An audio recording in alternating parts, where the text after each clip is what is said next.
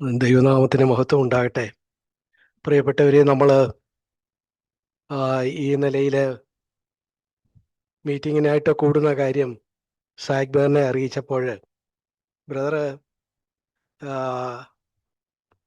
Andrew മുറയുടെ ഒരു താഴ്മയെക്കുറിച്ചുള്ള ഒരു പ്രശസ്തമായ ഒരു ഇംഗ്ലീഷ് പുസ്തകമുണ്ട്. ആ ഇംഗ്ലീഷ് പുസ്തകത്തിൻ്റെ ഒരു സമ്മറി, ഒരു ചുരുക്കം ബ്രദർ തന്നെ ക്രമീകരിച്ചത് ഏകദേശം 3-4 പേജുകൾ ഇംഗ്ലീഷിലുള്ള ഒരു അതിൻ്റെ ഒരു സമ്മറി ബ്രദർ തന്നെ എങ്ങനെ സമ്മറൈസ് ചെയ്തത്, ക്രമീകരിച്ചത് ബ്രദർ അയച്ചു തന്നു. അപ്പോൾ ഞാൻ വിചാരിച്ചു ആ കാര്യം ബ്രദർ ആ നിലയിൽ അയച്ചു തന്നപ്പോൾ നമ്മൾ ആ കാര്യത്തെക്കുറിച്ച് ഗൗരവമായിട്ട് ചിന്തിക്കണം. അതാണ് ബ്രദറിൻ്റെ ഹൃദയത്തിൻ്റെ ഭാരം എന്ന് കരുതി ബ്രദർ അതിനോടൊപ്പം അയച്ച കുറിപ്പിൽ ഇത് സഹോദരന്മാരും എല്ലാവരും ഒന്ന് വായിക്കണം എന്നുള്ള നിലയിൽ മലയാളത്തിലേക്ക് ട്രാൻസ്ലേറ്റ് ചെയ്താൽ കൊള്ളായിരുന്നു എന്ന് പറഞ്ഞു. അതുകൊണ്ട് മലയാളത്തിൽ അത് തർജ്ജമ ചെയ്ത് അതും കഴിഞ്ഞ ദിവസങ്ങളിൽ നമ്മൾ ഗ്രൂപ്പിൽ ഇട്ടിരുന്നു. എല്ലാവരും വായിച്ചവർക്ക് തന്നെ അത് വേണ്ടതുപോലെ ഉൾക്കൊള്ളാൻ കഴിഞ്ഞോ, അതുപോലെ അത് വേണ്ടതുപോലെ മനസ്സിലാക്കാനായിട്ട് തർജ്ജമയുടെ പ്രത്യേകത കൊണ്ട് അതിനിടയായോ എന്നൊന്നും എനിക്ക് അറിഞ്ഞുകൂടാ. എങ്കിലും നമ്മളത് നമ്മൾ വായിക്കണമെന്നും ശ്രദ്ധിക്കണമെന്നും പറഞ്ഞപ്പോൾ ഇന്ന് തുടക്കത്തിൽ അതിൻ്റെ അകത്ത് നിന്ന് അതുമായിട്ട് ബന്ധപ്പെട്ട് ചില കാര്യങ്ങൾ പറയാം, അതിൻ്റെ ഒരു ചുരുക്കം കൂടെ പറയാം എന്നാണ് ഞാൻ കരുതുന്നത്. നമ്മൾ ഈ താഴ്മ അല്ലെങ്കിൽ വിനയം എന്ന് പറയുന്ന ഈ കാര്യം, ഇത് ആൻഡ്രൂ മുറെ എന്ന ദേവദാസൻ്റെ വളരെ പ്രസിദ്ധമായ ഈ പുസ്തകത്തിൻ്റെ ഇതുപോലെയുള്ള ഒരു ചുരുക്കം എൻ്റെ ഓർമ്മ ശരിയാണെങ്കിൽ നമ്മൾ ജീവമൊഴി മാസികയിൽ നേരത്തെ ട്രാൻസ്ലേറ്റ് ചെയ്ത് കൊടുത്തിരുന്നു. എന്നാൽ അത് എപ്പോഴാണ് എന്ന് കണ്ടെത്താനായിട്ട് കഴിഞ്ഞില്ല. അല്ലെങ്കിൽ അത് എൻ്റെ കോപ്പി എടുത്ത് കൊടുത്താൽ മതിയായിരുന്നു. അതുകൊണ്ട് പുതുതായിട്ട് ഈ ഇപ്പോഴത്തെ സംവിധാനം അനുസരിച്ച് ട്രാൻസ്ലേറ്റ് ചെയ്യുകയാണ് ചെയ്തത്. അത് പക്ഷേ വേണ്ടതുപോലെ ആയിട്ടുണ്ടോ എന്ന് എനിക്ക് അറിഞ്ഞുകൂടാ. പ്രിയപ്പെട്ടവരെ, നമുക്ക് വളരെ വേഗത്തിൽ ഈ താഴ്മ എന്ന് പറഞ്ഞ ഈ കാര്യം ദൈവവചനത്തിൻ്റെ അടിസ്ഥാനത്തിൽ നമുക്ക് ഒന്ന് നോക്കാം. ഇത് തുടക്കത്തിൽ തന്നെ താഴ്മ വളരെ ആവശ്യമായിരിക്കുന്നത്, നമ്മെ സംബന്ധിച്ച് വളരെ ആവശ്യമായിരിക്കുന്നത് എന്തുകൊണ്ടാണ്? അതിനൊരു 3 കാരണങ്ങളാണ് പറയുന്നത്. താഴ്മ നമ്മുടെ ജീവിതത്തിൽ ആവശ്യമായിരിക്കുന്നത് എന്തുകൊണ്ടാണ്? അതിന് 3 കാരണങ്ങൾ. ഒന്ന്, ഈ ഗ്രന്ഥകാരൻ പറയുന്നു, നമ്മൾ സൃഷ്ടികളാണ് എന്നുള്ള വസ്തുത. നമ്മളെന്താണ്? നമ്മൾ സൃഷ്ടിക്കപ്പെട്ട ആളുകളാണ്. നമ്മൾ ദൈവത്തോടടുത്ത് വരുമ്പോൾ ദൈവം അവിടുന്ന് ആദിയും അന്തവും ഇല്ലാത്ത വലിയവനായ ദൈവം, ആ വലിയവനായ ദൈവത്തിൻ്റെ മുമ്പാകെ നമ്മൾ വരുമ്പോൾ, ദൈവിക കാര്യങ്ങളോടടുത്ത് വരുമ്പോൾ, അല്ലെങ്കിൽ ദൈവിക കാര്യങ്ങളെന്നും അല്ലാത്ത സെക്കുലറായ കാര്യങ്ങളെന്നും രണ്ടായിട്ട് ജീവിതത്തെ നമുക്ക് തിരിക്കാനും ഒക്കുകയില്ല. നമ്മുടെ ജീവിതം മുഴുവൻ, അത് ആത്മീയമായ കൂട്ടായ്മയായാലും ശരി, അതിന് പുറത്തുള്ള ജീവിതമായാലും ശരി, നമ്മൾ ദൈവത്തിൻ്റെ ദൃഷ്ടിക്ക് മുമ്പാകെയാണ് ജീവിക്കുന്നത്.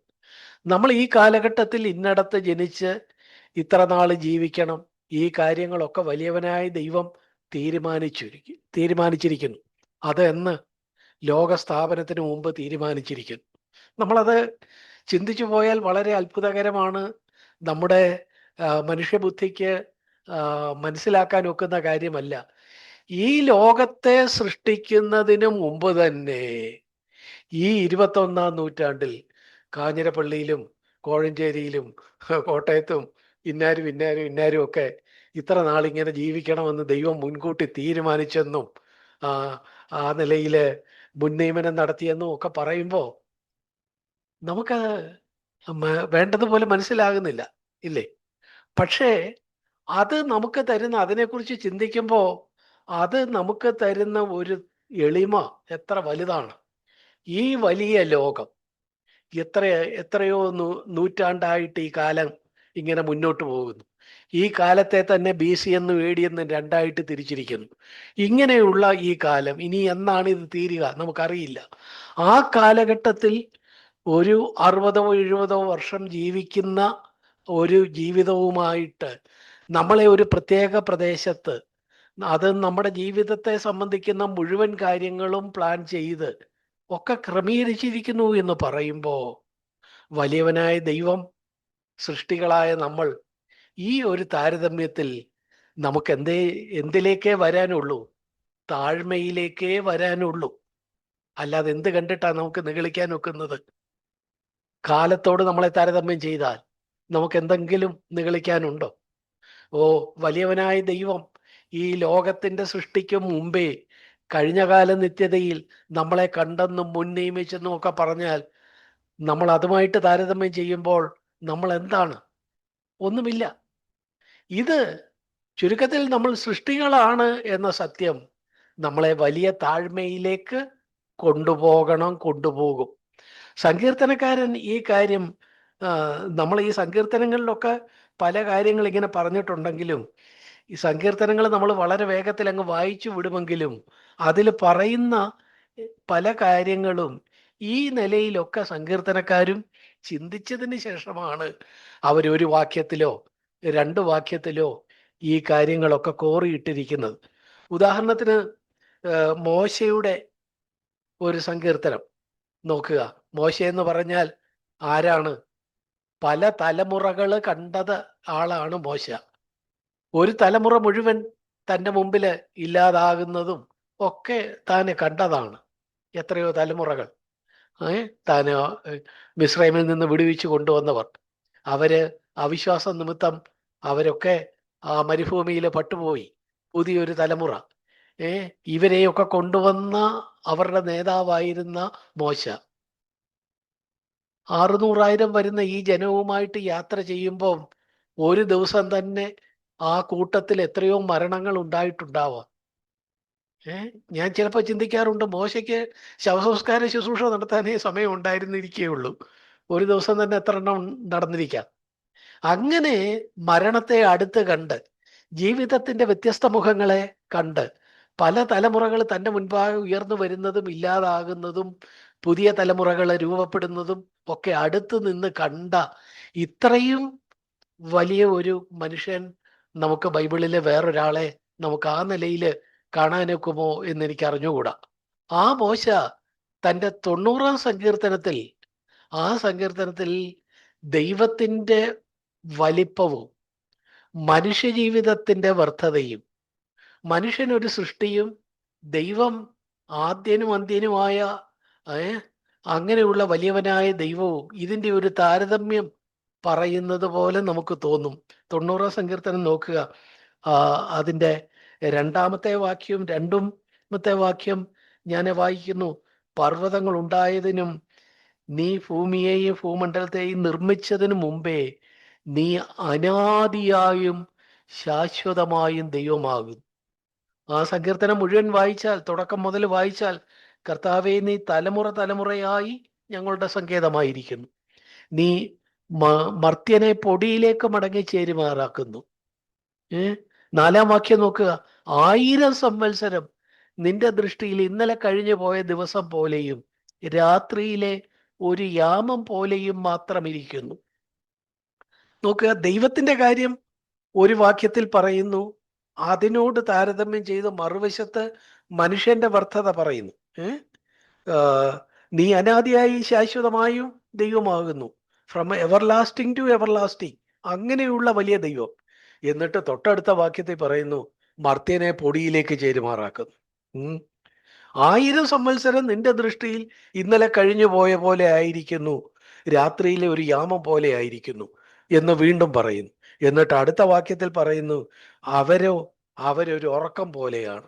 നോക്ക്, ദൈവത്തെയും മനുഷ്യനെയും താരതമ്യം ചെയ്ത് പല കാര്യങ്ങൾ പറയുമ്പോൾ അതിൻ്റെ 2-4 വാക്യങ്ങളിൽ ദൈവത്തിൻ്റെ ആ കാലത്തിന് അതീതമായ നിൽപ്പിനെ കുറിച്ച്, നീ അനാദിയായും ശാശ്വതമായും ദൈവമാകുന്നു. 1000 സംവത്സരം നിന്റെ ദൃഷ്ടിയിൽ ഇന്നലെ കഴിഞ്ഞു പോയ ദിവസം പോലെയും രാത്രിയിലെ ഒരു യാമം പോലെയും മാത്രം ഇരിക്കുന്നു. ഇങ്ങനെ ഇങ്ങനെ പറഞ്ഞ് ആ ദൈവത്തിന്റെ വലിപ്പം, എന്നിട്ട് ആ ദൈവത്തിന്റെ വലിപ്പത്തെ നോക്കുക. അതിന്റെ 10-ാമത്തെ വാക്യത്തിൽ ദൈവത്തെക്കുറിച്ച് പറയുന്നു, നീ അനാദിയായും ശാശ്വതമായും ദൈവമാകുന്നു എന്ന് പറഞ്ഞിട്ട് 10-ാമത്തെ വാക്യത്തിൽ അതിന്റെ മറുവശം പറയുന്നു, ഞങ്ങളുടെ ആയുഷ്കാലം 70 സംവത്സരം, ഏറെയായാൽ 80 സംവത്സരം. അത് വേഗം തീരുകയും ഞങ്ങൾ പറന്നു പോവുകയും ചെയ്യുന്നു.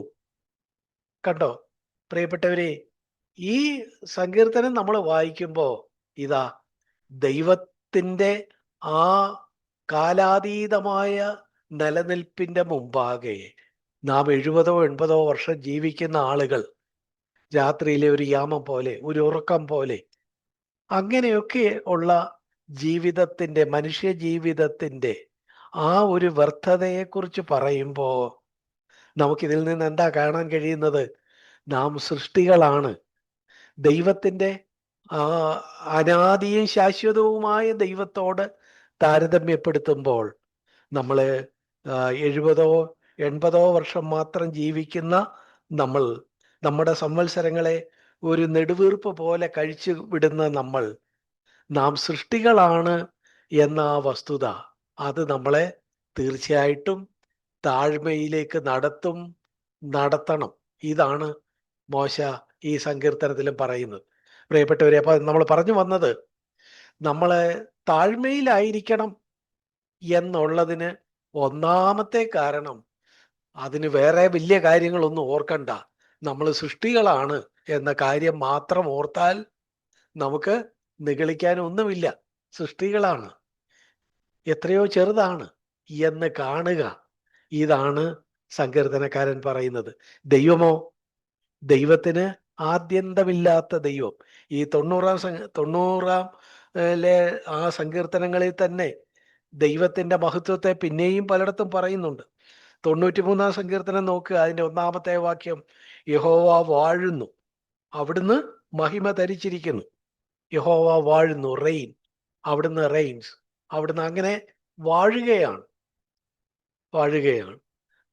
97-ാം സങ്കീർത്തനത്തിന്റെ 1-ാം വാക്യം നോക്കുക, അവിടെയും നമ്മൾ തുടങ്ങുന്നത് യഹോവ വാഴുന്നു എന്ന് പറഞ്ഞാണ് നമ്മൾ കാണുന്നത്. 99-ാം സങ്കീർത്തനത്തിന്റെ തുടക്കം കാണുക, യഹോവ വാഴുന്നു. ഞാൻ ആ 90-ൽ സങ്കീർത്തനം തുടങ്ങിയത് കൊണ്ട് 90 എന്ന് പറയുന്ന ആ 10 സങ്കീർത്തനങ്ങൾക്കിടയിൽ തന്നെ കണ്ടോ ദൈവത്തിന്റെ ആ വലിപ്പത്തെ. പല സങ്കീർത്തനങ്ങളിൽ യഹോവ ഇതിന്റെ മേലെല്ലാം വാഴുന്നു. ആ വലിയവനായ ദൈവത്തോട് താരതമ്യപ്പെടുത്തുമ്പോൾ, ആ വലിയവനായ ദൈവത്തിന്റെ കണ്ണിന് മുമ്പാകെ നമ്മൾ ജീവിക്കുമ്പോൾ, നമ്മൾ കേവല സൃഷ്ടികളാണ്. നമ്മള് ഇന്നലെ മുളച്ചു വന്ന പുല്ല് പോലെ ഉള്ളൂ എന്നുള്ളത് കാണുമ്പോൾ നമുക്ക് അത് നമ്മളെ താഴ്മയിലേക്ക് നടത്തണം. ഇന്ന് ലോകത്ത് ഇത് കാണാതാണ് പലരും ഞങ്ങൾ എന്നൊക്കെ പറഞ്ഞ് ദൈവത്തെ പോലും നിഷേധിച്ച് ഒക്കെ നടക്കുന്ന കാണുമ്പോൾ എന്തൊരു വ്യർത്ഥതയാണ്. തങ്ങൾ സൃഷ്ടികൾ മാത്രമാണ് എന്നത് കണ്ടാൽ തന്നെ ഈ നിലയിലുള്ള അഹങ്കാരത്തിൽ നിന്ന് മാറിയ ആളുകൾ താഴ്മയിലേക്ക് വന്നേനേമായിരുന്നു. അപ്പോ പോട്ടെ, നമുക്കിത് എത്ര വേണമെങ്കിലും പറയാം. ഞാൻ ഇവിടെ ഈ പോയിന്റ്, നമ്മൾ സൃഷ്ടികളാണ് എന്ന വസ്തുത നമ്മളെ താഴ്മയിലേക്ക് നടത്തുന്നു എന്നാണ് ആൻഡ്രൂ മുറെ ഒന്നാമതായിട്ട് പറയുന്നത്.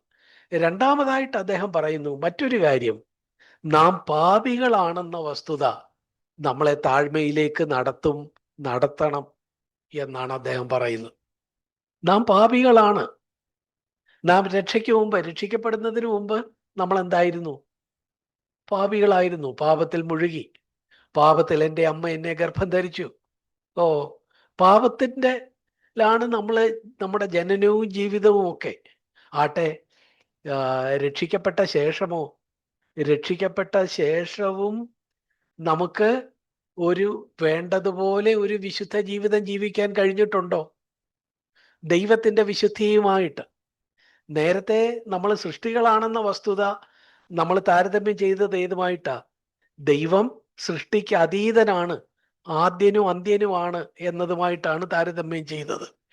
എന്ന് പറഞ്ഞതുപോലെ നമ്മൾ പാപികളാണെന്ന വസ്തുതയെ നമുക്ക് ഏതിനോടാ താരതമ്യം ചെയ്യാവുന്നത്? ദൈവത്തിന്റെ വിശുദ്ധിയുമായിട്ട് താരതമ്യം ചെയ്യുമ്പോഴാണ് നമ്മുടെ ആ ആ ഒന്നുമില്ലായ്മ നമ്മൾ കാണുകയും നാം പാപികളാണെന്ന വസ്തുത നമ്മളെ താഴ്മയിലേക്കും ഒരു നിഗളിക്കാൻ ഒന്നുമില്ലാത്തവരായിട്ടും നമ്മളെ കൊണ്ടുവരുന്നത്. പ്രിയപ്പെട്ടവരെ, നമ്മൾ ഓർക്കണം, നമ്മൾ രക്ഷിക്കപ്പെടുന്നതിന് മുമ്പ് പാപത്തിലായിരുന്നു. രക്ഷിക്കപ്പെട്ട ശേഷവും, വിശ്വാസികളായ ശേഷവും ചിലർ പറയാറുണ്ടല്ലോ, അയ്യോ എനിക്കൊരു കുഴപ്പമില്ല, എനിക്ക് ഒരു കുഴപ്പമില്ല. നോക്കുക, നമുക്ക് നമ്മള് രക്ഷയ്ക്ക് ശേഷവും നമ്മളൊരു തൃത്വമാണ്, ത്രിയേകത്വം നമ്മിലുമുണ്ട്. ദേഹം, ദേഹി, ആത്മാവ്. ഈ ദേഹം, ദേഹി ഇവ അതിനെ പിന്നെയും നമുക്ക് ചേർത്ത് ജഡമെന്ന് പറഞ്ഞു വച്ചാൽ ജഡവും ആത്മാവും, ജഡവും ആത്മാവും ഇതിൻ്റെ അകത്ത് നമ്മുടെ ഇച്ഛ വെച്ച് നമുക്ക് വരുന്ന പരീക്ഷകളുടെ രംഗങ്ങളിൽ നമുക്ക് എന്ത് ചെയ്യാൻ ഒക്കും? ദൈവവചനത്തിനനുസരിച്ച് തീരുമാനമെടുക്കാൻ പറ്റും. അങ്ങനെ തീരുമാനമെടുത്താൽ നമുക്ക് ആത്മീയരായിട്ട് തുടരാൻ ഒക്കും. പക്ഷേ നമ്മൾ രക്ഷയിലേക്ക് വരുന്നതിന് മുമ്പുള്ള കഴിഞ്ഞ കാലത്തിൻ്റെ ആ ഒരു ഹാങ് ഓവറിൽ, കഴിഞ്ഞ കാലത്ത് പാപം നമ്മുടെ മേൽ വാണിരുന്ന ആ കാലഘട്ടത്തിൻ്റെ ഒരു സ്വാധീനത്തിൽപ്പെട്ട് ഇന്ന് രക്ഷിക്കപ്പെട്ടതിന് ശേഷവും പലപ്പോഴും നമുക്ക് ആത്മീയമായിട്ട് നമ്മുടെ ഇച്ഛയെ വെക്കാതെ നമ്മൾ ജഡത്തിൽ തന്നെ പലപ്പോഴും നമ്മുടെ ഇച്ഛയെ വെച്ച് നമ്മൾ ജഡീക ക്രിസ്ത്യാനികളായിട്ട് മാറിപ്പോകുന്നില്ലേ? ഈ പാപം, അതിനോടുള്ള ഒരു പോരാട്ടം നമ്മുടെ ജീവിതത്തിൽ അവസാനം വരെ ഉണ്ടാകും. ഈ ഒരു കാര്യം കാണുമ്പോൾ ഇത് നമ്മളെ താഴ്മയിലേക്കും, ദൈവമേ നിന്റെ കരുണയല്ലാതെ എനിക്കൊന്നുമില്ല എന്ന് പറഞ്ഞ് ദൈവത്തിൽ ശരണപ്പെടുന്ന, ആശ്രയിക്കുന്ന, താഴ്മയോടെ വിനയത്തോടെ ദൈവത്തെ തന്നെ മുറുകെ പിടിക്കുന്ന ഒരു അവസ്ഥയിലേക്ക് നമ്മളെ കൊണ്ടുവരണം. ഇതാണ് താഴ്മയിലേക്ക് നടത്തുന്ന രണ്ടാമത്തെ ഒരു ഘടകമായിട്ട് ആ ദൈവദാസൻ പറയുന്നത്. മൂന്നാമത് ഇതിൻ്റെ മറുവശവും നമ്മളെ താഴ്മയിലേക്ക് നടത്തണം എന്നാണ് ഈ ദൈവദാസൻ പറയുന്നത്. അതെന്താ? നാം വിശുദ്ധരാണെന്ന വസ്തുതയും നമ്മളെ താഴ്മയിലേക്ക് നടത്തണം. നോക്കുക, നമ്മളത് ആലോചിച്ചാലേ ഇതൊക്കെ തമ്മിലുള്ള, എങ്ങനെയാണ് ഇത് നമ്മളെ താഴ്മയിലേക്ക് നടത്തുന്നത് എന്ന് നമുക്ക് മനസ്സിലാവുകയുള്ളൂ. നമ്മളിപ്പോൾ പറഞ്ഞത് പെട്ടെന്ന് പറയാവുന്ന 3 കാര്യങ്ങൾ കൊണ്ടെങ്കിലും നമുക്ക് താഴ്മയുള്ളവരായിട്ട് നിൽക്കാൻ ഒക്കും. 1, നമ്മൾ സൃഷ്ടികളാണെന്നുള്ള വസ്തുത. 2, നമ്മൾ പാപികളാണ്, രക്ഷിക്കപ്പെട്ട ശേഷവും പാപത്തിൻ്റെ സ്വാധീനത്തിൽ വരുന്നവരാണ്. നമുക്ക് നമ്മുടേതായ ഒരു കഴിവ് കൊണ്ട് നമുക്ക് വിശുദ്ധരായിട്ട് ജീവിക്കാനും ഒന്നും കഴിയുന്നില്ല. ദൈവത്തിൻ്റെ കരുണയാണ്. ആ കാര്യവും കണ്ടു. മൂന്നാമതായിട്ട് പറയുന്നത് എന്താ? നാം വിശുദ്ധരാണെന്ന വസ്തുത. ഈ 2ഉം 3ഉം പോയിന്റുകൾ പരസ്പര വിരുദ്ധമാണെന്ന് നമുക്ക് തോന്നും. എന്നാൽ പരസ്പര വിരുദ്ധമല്ല. ഈ മൂന്നാമത്തെ കാര്യം, നമ്മൾ വിശുദ്ധരാണെന്ന വസ്തുത നമ്മളെ എങ്ങനെയാ താഴ്മയിലേക്ക് കൊണ്ടുവരുന്നത്? പ്രിയപ്പെട്ടവരെ, നമ്മൾ നേരത്തെ പറഞ്ഞു, രണ്ടാമത്തെ കാര്യം, നമ്മൾ പാപികളാണെന്ന് പറഞ്ഞപ്പോൾ നമ്മൾ പറഞ്ഞു, നമ്മൾ രക്ഷിക്കപ്പെട്ട ശേഷവും പലപ്പോഴും നമ്മൾ ജഡത്തിൻ്റെതായ ആ നിലയിലുള്ള ആഗ്രഹങ്ങളെ തൃപ്തിപ്പെടുത്താനായിട്ട് പാപത്തിൽ വീണു പോകാറുണ്ട്. നമ്മൾ നമ്മുടെ ഇച്ഛയെ ജഡത്തിൽ വെക്കുകയും നമ്മൾ വീണു പോവുകയും ചെയ്യുന്നു. അങ്ങനെയല്ല ചെയ്യേണ്ടത്. നമുക്ക് ആത്മാവിൽ വെച്ച് നമുക്ക് ആ പാപപ്രലോഭനത്തെ ജയിക്കാമായിരുന്നു. പക്ഷെ നമ്മൾ അങ്ങനെ ചെയ്തില്ല. കാരണം പാപത്തിന് നമ്മുടെ മേൽ ഒരു പിടിയുണ്ട്. ഇതൊക്കെയാണ് നമ്മൾ പറഞ്ഞത്. അങ്ങനെ രണ്ടാമത്തെ കാര്യം നമ്മൾ വിശദമായിട്ട് പറഞ്ഞിട്ട്, മൂന്നാമത്തേത് നമ്മൾ വിശുദ്ധരാണെന്നുള്ള വസ്തുത നമ്മളെ താഴ്മയിലേക്ക് കൊണ്ടുവരണമെന്ന് പറയുമ്പോൾ ഈ 2ഉം 3ഉം കാര്യങ്ങൾ പരസ്പര വിരുദ്ധമാണ് എന്ന് നമുക്ക് തോന്നാം. എങ്ങനെയാണ് അതിനെ നമുക്ക് കാണാൻ ഒക്കുന്നത്? നാം വിശുദ്ധരാണ് എന്ന ആ വസ്തുത. പ്രിയപ്പെട്ടവരെ, നമ്മള് ബൈബിളാണ് നമുക്ക് ഈ കാര്യത്തിലെ ഒരു വെളിച്ചമായിട്ടുള്ളത്. ഇരുട്ടിൽ നമുക്ക് വെളിച്ചമായിട്ടുള്ളത് ദൈവവചനമാണ്. ദൈവവചനമനുസരിച്ച് വിശ്വാസികളായ നമ്മൾ, അല്ലെ കർത്താവിൻ്റെ മക്കളായ നമ്മൾ ഈ കാലഘട്ടത്തിൽ ജീവിക്കുമ്പോൾ നമുക്ക് ചിലപ്പോൾ നമുക്ക് തെറ്റ് വരാം, നമ്മൾ വീണു പോകാം, പാപത്തിന് നമ്മുടെ മേൽ സ്വാധീനം വന്ന് നമ്മൾ വീണു പോയെന്ന് വരാം. പക്ഷേ നമ്മൾ വീണടത്ത് അവിടെ കിടക്കുകയാണോ? അല്ല. നമ്മൾ എന്തോ ചെയ്യുന്നു? നമ്മൾ ഉടനെ തന്നെ എഴുന്നേൽക്കുന്നു. അല്ലെങ്കിൽ പെട്ടെന്ന് അങ്ങനെ തോന്നിയില്ലെങ്കിലും ആരെങ്കിലും ഒരു ദൈവദാസന്റെ ഒരു വാക്യം കേൾക്കുമ്പോൾ, അല്ലെങ്കിൽ ഒരു പ്രസംഗം കേൾക്കുമ്പോൾ, അല്ലെങ്കിൽ മറ്റൊരാൾ നമ്മളെ ഉത്സാഹിപ്പിക്കുമ്പോൾ നമ്മൾ വേഗത്തിൽ, അയ്യോ ഞാനിങ്ങനെ കിടക്കാനല്ലല്ലോ, എനിക്ക് തെറ്റുപറ്റി എന്നുള്ളത് ശരിയാണ്. തെറ്റുപറ്റി എന്നുള്ളത് ശരിയാണെന്ന് വെച്ചാൽ തെറ്റ് ശരിയാണെന്നല്ല ഞാൻ ഉദ്ദേശിച്ചത്. തെറ്റുപറ്റി എന്നുള്ളത് ഒരു വസ്തുതയാണ്. പക്ഷേ ഞാൻ അങ്ങനെ അതിനടിപ്പെട്ട് കിടക്കാനല്ലല്ലോ ദൈവം എന്നെക്കുറിച്ച് ആഗ്രഹിക്കുന്നത്. മറിച്ച് എന്തുണ്ട്, എനിക്ക് അങ്ങനെ തെറ്റുപറ്റിയാലും ദൈവം എനിക്ക് വേണ്ടി ഒരു പ്രൊവിഷൻ വെച്ചിട്ടുണ്ട്. എന്താണത്? ഓ, 1 യോഹന്നാൻ 1:7-9 വാക്യങ്ങൾ നമുക്ക് വളരെ പരിചിതമാണ്. എന്താ? യേശുവിൻ്റെ രക്തം സകല പാപവും പോക്കി നമ്മെ ശുദ്ധീകരിക്കുന്നു. അപ്പോ ഒരു തെറ്റ് വന്നാൽ അതിനെക്കുറിച്ച് പരിശുദ്ധാത്മാവ് നമുക്കൊരു ബോധ്യം തരുമ്പോൾ നമുക്ക് എന്ത് ചെയ്യാൻ ഒക്കും? യേശുവിൻ്റെ രക്തത്താൽ കഴുകൽ പ്രാപിപ്പാനായിട്ട് നമുക്ക് കഴിയും. കഴുകൽ പ്രാപിച്ച് നമ്മൾ വീണ്ടും എന്തായി തീർന്നു? വിശുദ്ധരായി തീർന്നു. അങ്ങനെ വിശുദ്ധരായ നമ്മൾ വീണ്ടും ദൈവസന്നിധിയിൽ ചെന്ന് ദൈവമേ നന്ദി എന്ന് പറയുമ്പോൾ നമ്മൾ ഏത് മനോഭാവത്തിലാണ് ദൈവത്തോട് നന്ദി പറയുന്നത്? തീർച്ചയായിട്ടും തികഞ്ഞ താഴ്മയോടെയാണ്. നമുക്ക് വീണ്ടും ഇങ്ങനെ വിശുദ്ധരായിട്ട് ദൈവത്തെ സ്തുതിക്കാൻ യാതൊരു അവകാശവുമില്ല. പക്ഷേ ദൈവം തൻ്റെ പുത്രനെ അയച്ച് അവിടുത്തെ രക്തം നമുക്ക് വേണ്ടി ചൊരിഞ്ഞ്, നമ്മൾ ഇന്നും നമുക്ക് തെറ്റുപറ്റിയാൽ യേശുവിൻ്റെ രക്തം സകല പാപവും പോക്കി നമ്മെ ശുദ്ധീകരിക്കുന്നു എന്നുള്ള ഉറപ്പ് നൽകി നമ്മളെ അതിലേക്ക് വിളിക്കുമ്പോൾ, പ്രിയപ്പെട്ടവരെ, എന്തോ ഒരു സാധ്യതയാ. നമ്മൾ ആ വാക്യങ്ങൾ വായിച്ചു നോക്കുമ്പോൾ അറിയാം.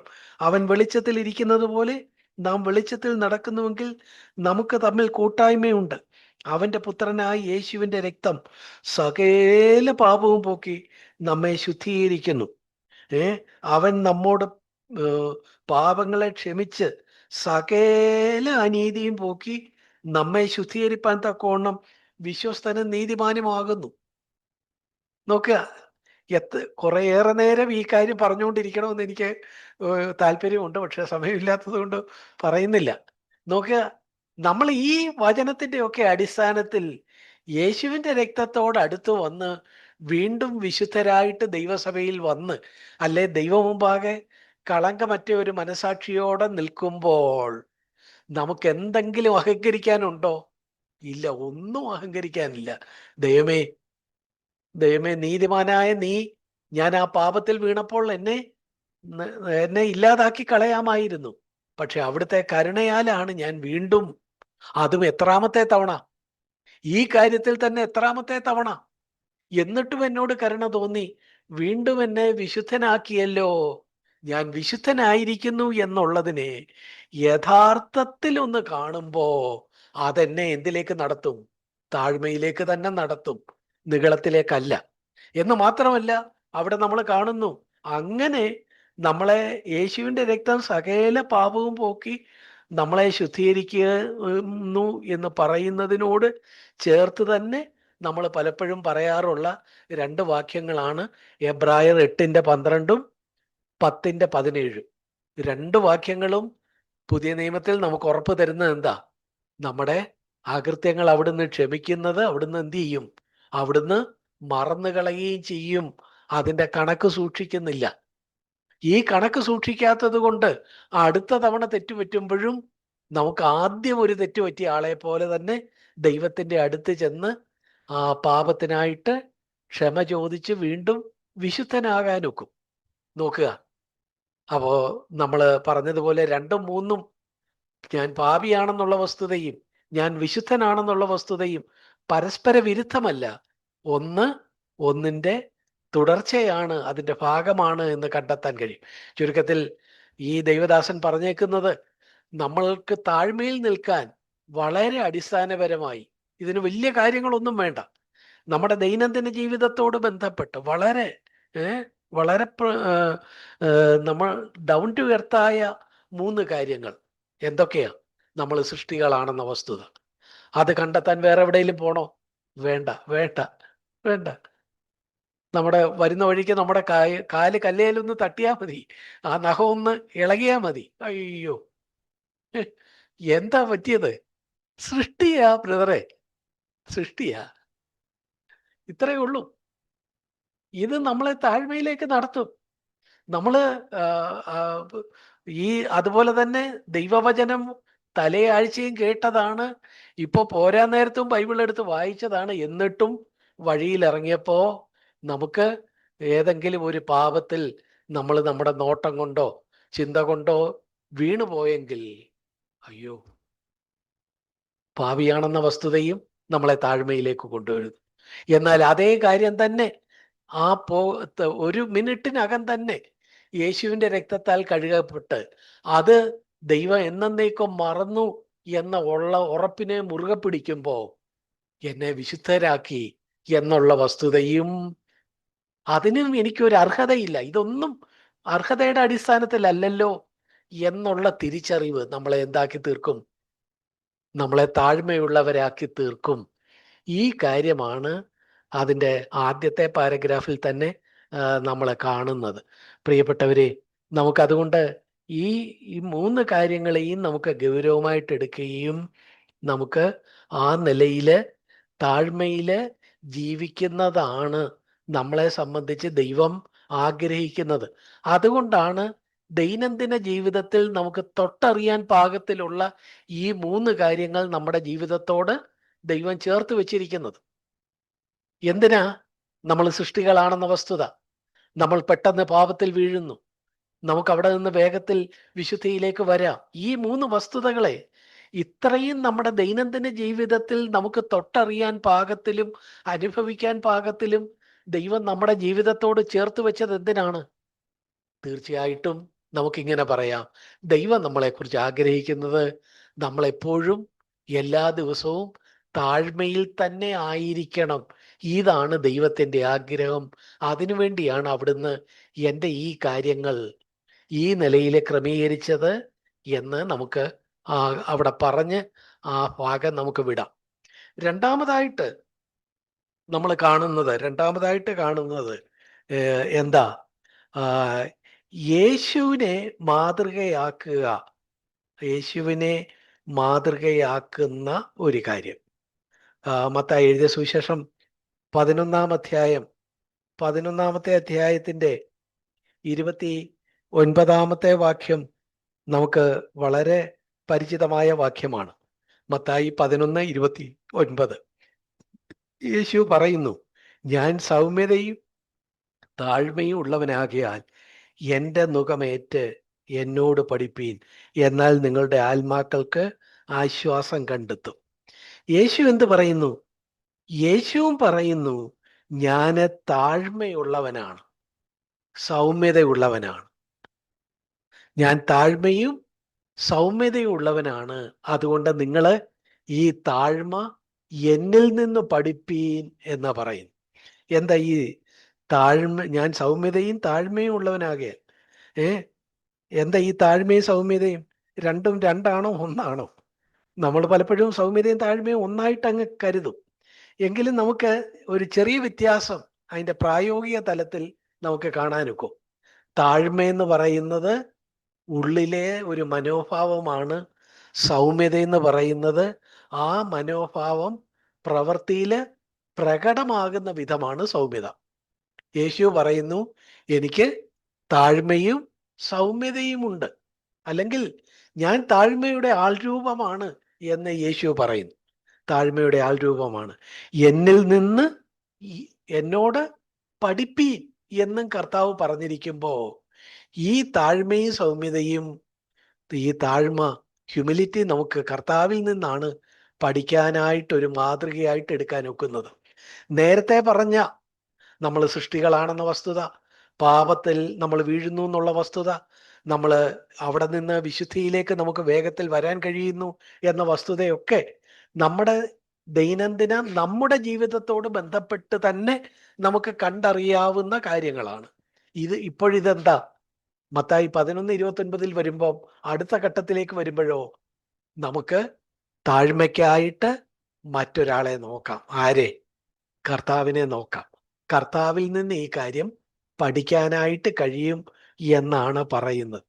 അപ്പോ ഇവിടെ നമ്മൾ ഇത്രയും നേരം നമ്മൾ പറഞ്ഞതുമായിട്ട് ചേർത്ത് ഇതിനെ ചിന്തിക്കുമ്പോൾ, യേശു പറയുന്നു, ഞാൻ താഴ്മയുള്ളവനാണ്.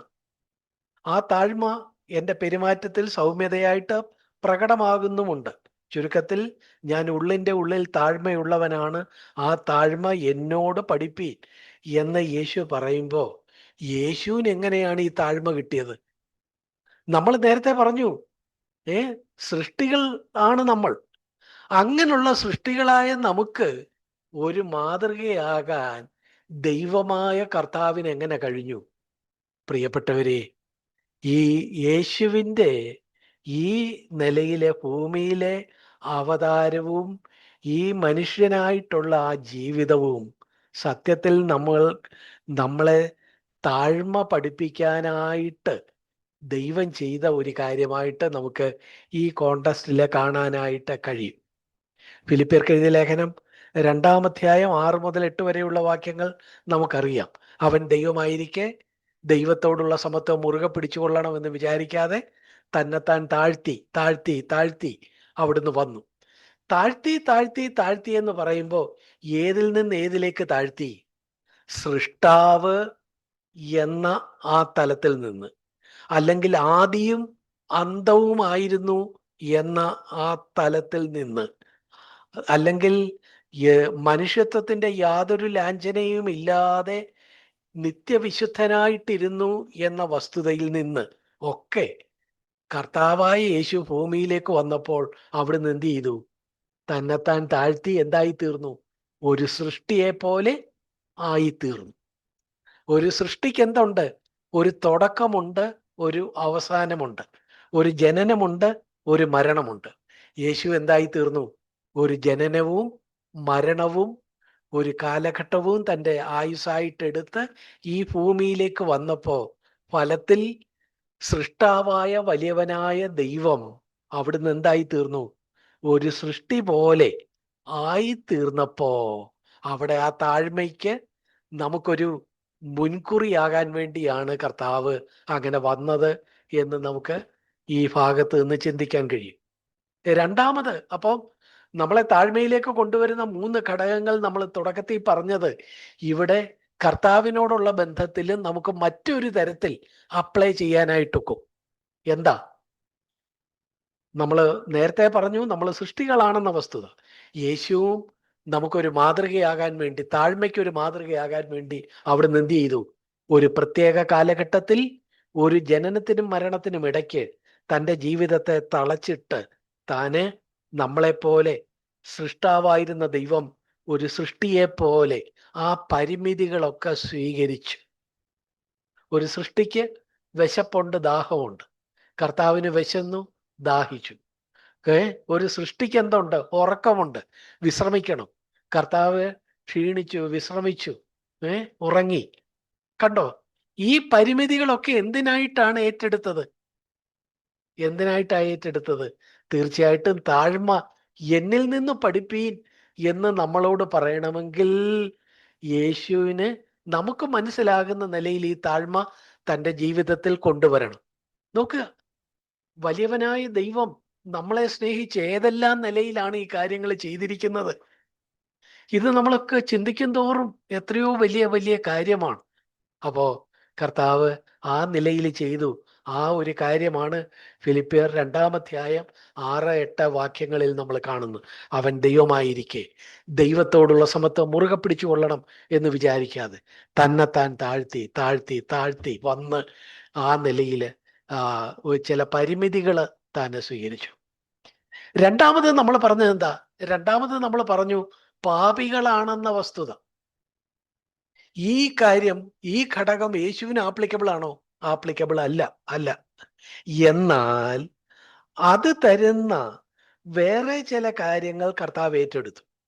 ഈ കാര്യം നമ്മൾ സാധാരണ നമ്മുടെ ചുറ്റുപാടുമുള്ള വിശ്വാസ സമൂഹം പറയുന്നതിനേക്കാളും കുറച്ചുകൂടെ വിശദമായിട്ട് പറയുന്നത് കൊണ്ടാണ് പലരും നമ്മളെ ദുരുപദേശമാണ് ഇവർ പറയുന്നത് എന്ന് മുദ്ര കുത്തുന്നത്. നമുക്കറിയാമല്ലോ. നമ്മൾ എന്താ പറയുന്നത്? പ്രിയപ്പെട്ടവരെ, യേശു പാപം ചെയ്തെന്നോ എന്തെങ്കിലും നമ്മൾ പറയുന്നോ? ഇല്ല. ദൈവവചനമാണ് നമുക്ക് ആധാരം.